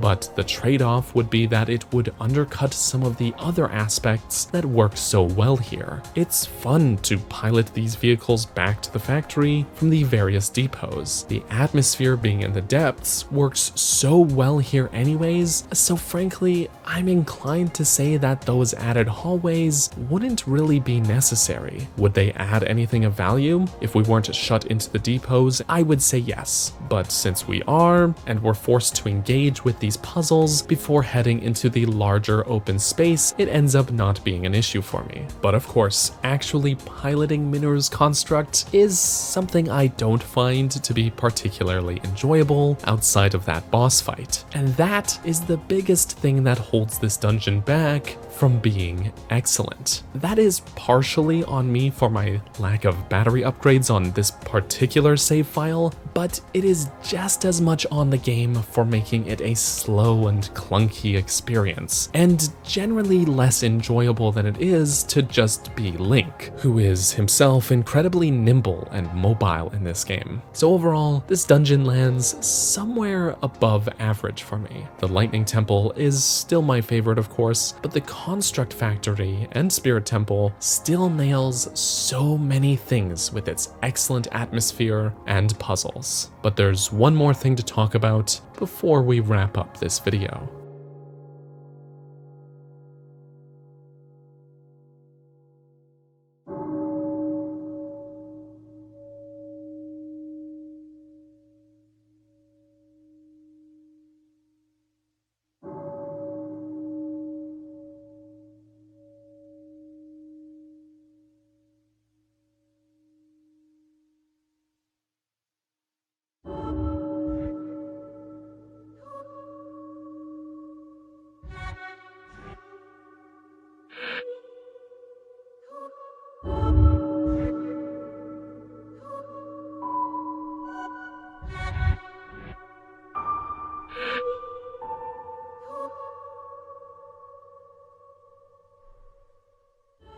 While I don't consider this to be a dungeon, much the same way as I don't consider the moon in Majora's Mask to be a dungeon, it is still very much worth talking about the Forgotten Foundation, Gloom's approach, origin, and lair, as well as the game's final boss and ending. So, final spoiler warning, here we go.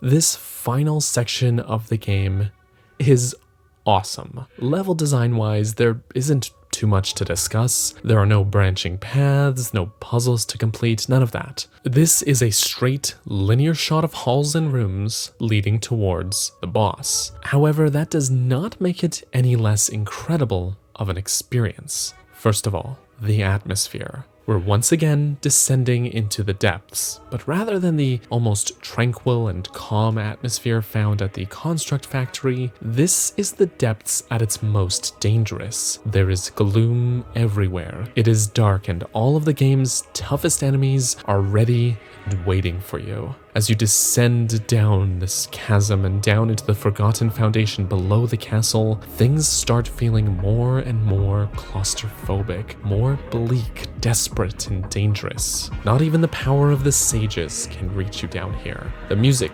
pulses and builds and swells, and it just keeps going. I love this entire section so much, this tension, this real test of your resilience and endurance. Eventually, we'll return to where it all started. This broken bridge leads us to the very room where our adventure began. Then, the same mural room, where we can now uncover those final sections of mural and see how Zelda's fate was set in stone all along. We find the imprisoning chamber, and just like we did back on the Great Sky Islands, we jump. But this time, not into the freedom of the open-air Great Sky Islands, this time into the unknown and deepest parts of the depths. The source from where all these gloom roots spread. A lone torch on the ground reminds us of why we are here. And with this new resolve, we can confront the Demon King's army. This is essentially a horde battle, but the sages will intervene and fight alongside us now. Not their avatars, the sages for real. After making quick work of the army, the bosses we fought across the previous temples will spawn in, with the sages holding them off so that Link alone can confront Ganondorf. Ganondorf in his full glory. A one-on-one duel, me versus the G-Man, just like how it used to be. Ganondorf is actually finally a very challenging boss. He fights in much the same way as Phantom Ganon, but he hits harder, he moves faster, and his gloom damage cannot be reversed. This fight has multiple phases too, with Ganondorf powering up using his secret stone, multiplying himself like Phantom Ganon did. The sages will show up to help us here once again, and pulling off moves that his Phantom never could. Ganondorf flurry rushes you. He flurry rushes you. This battle has a real push and pull to it, and it is, and I don't say this lightly, my favorite fight against Ganondorf in the series. It is exhilarating. After one hell of a battle, unable to accept defeat, he does something I never anticipated. Ganondorf will follow Zelda's example and swallow his secret stone, transforming himself into the demon dragon. Fleeing to the sky with Link in his grasp, it almost seems as though he won, even if through desperate means. But then, the light dragon, Zelda herself, as though acting through instinct alone, will come to our aid.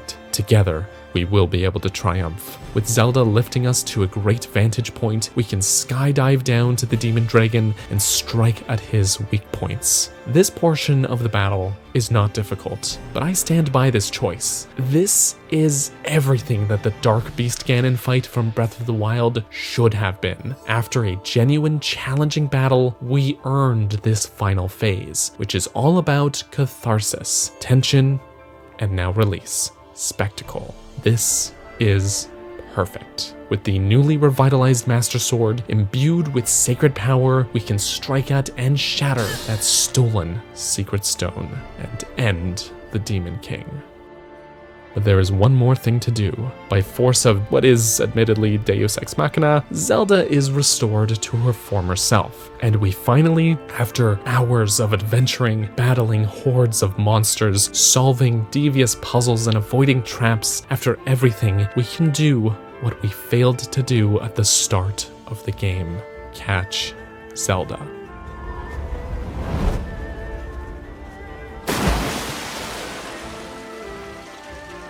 Is this the perfect ending? Well, no. Rauru and Sonya magically showing up to reverse the draconification process simply shouldn't happen the way that it does. As it so happens, while this script was in the works, fellow Zelda creator Draken made this video talking about just that subject. And it is well worth the watch. There's a link in the description. But for me, this whole experience feels earned in a way. This genuine challenge with this lengthy, tension-building gauntlet, which ends in the most difficult Ganondorf has ever been to take on, with this brilliant and cinematic spectacle of a finale, this nuclear explosion. It just hits all the right notes for me.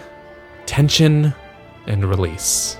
As far as finales go, this is one of the best in the series, and I genuinely mean that. This game has absolutely captivated me since its release back in May, and I don't see that letting up anytime soon. But as far as producing dungeon-related videos go, well, this is a wrap on Tears of the Kingdom. This game means a lot to me, and while it has some low points, like that water temple, it also has, for me, some of the series' greatest strengths and innovations. I love this game to bits, and I genuinely can't wait to see where they could possibly go from here. So, that's it everyone. Next up will be a return to the 2D side of Zelda with a close look at the dungeon design of Link's Awakening. But until then, thank you for watching. Special thanks goes out to my channel members here on YouTube, as well as my supporters on Patreon. You guys are awesome. Thank you to Greymage, Brenda, Tetra, Justin, Midnight Naomi, Bunny, Stefan, Avery, and their ATHDs, as well as all of the folks whose names you're seeing on screen right now. You guys are awesome. Thank you all so much for watching, and I hope you have a lovely rest of your day. Bye-bye.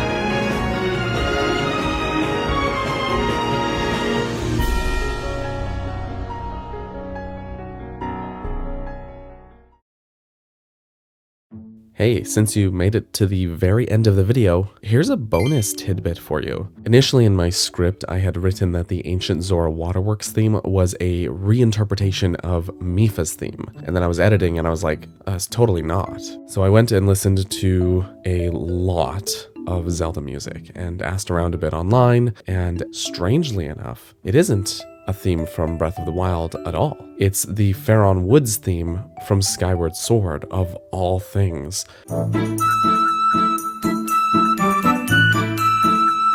Here, if we slow down the Faron Woods theme and play it side by side to the Ancient Zora Waterworks theme, you can hear the similarities.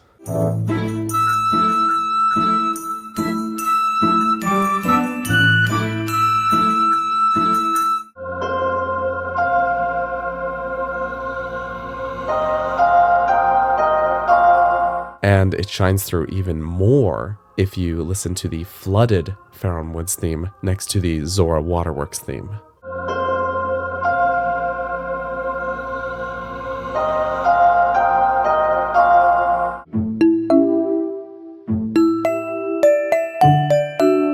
So there you go. Hey, thanks for making it to the end of the video. And there's your bonus tidbit.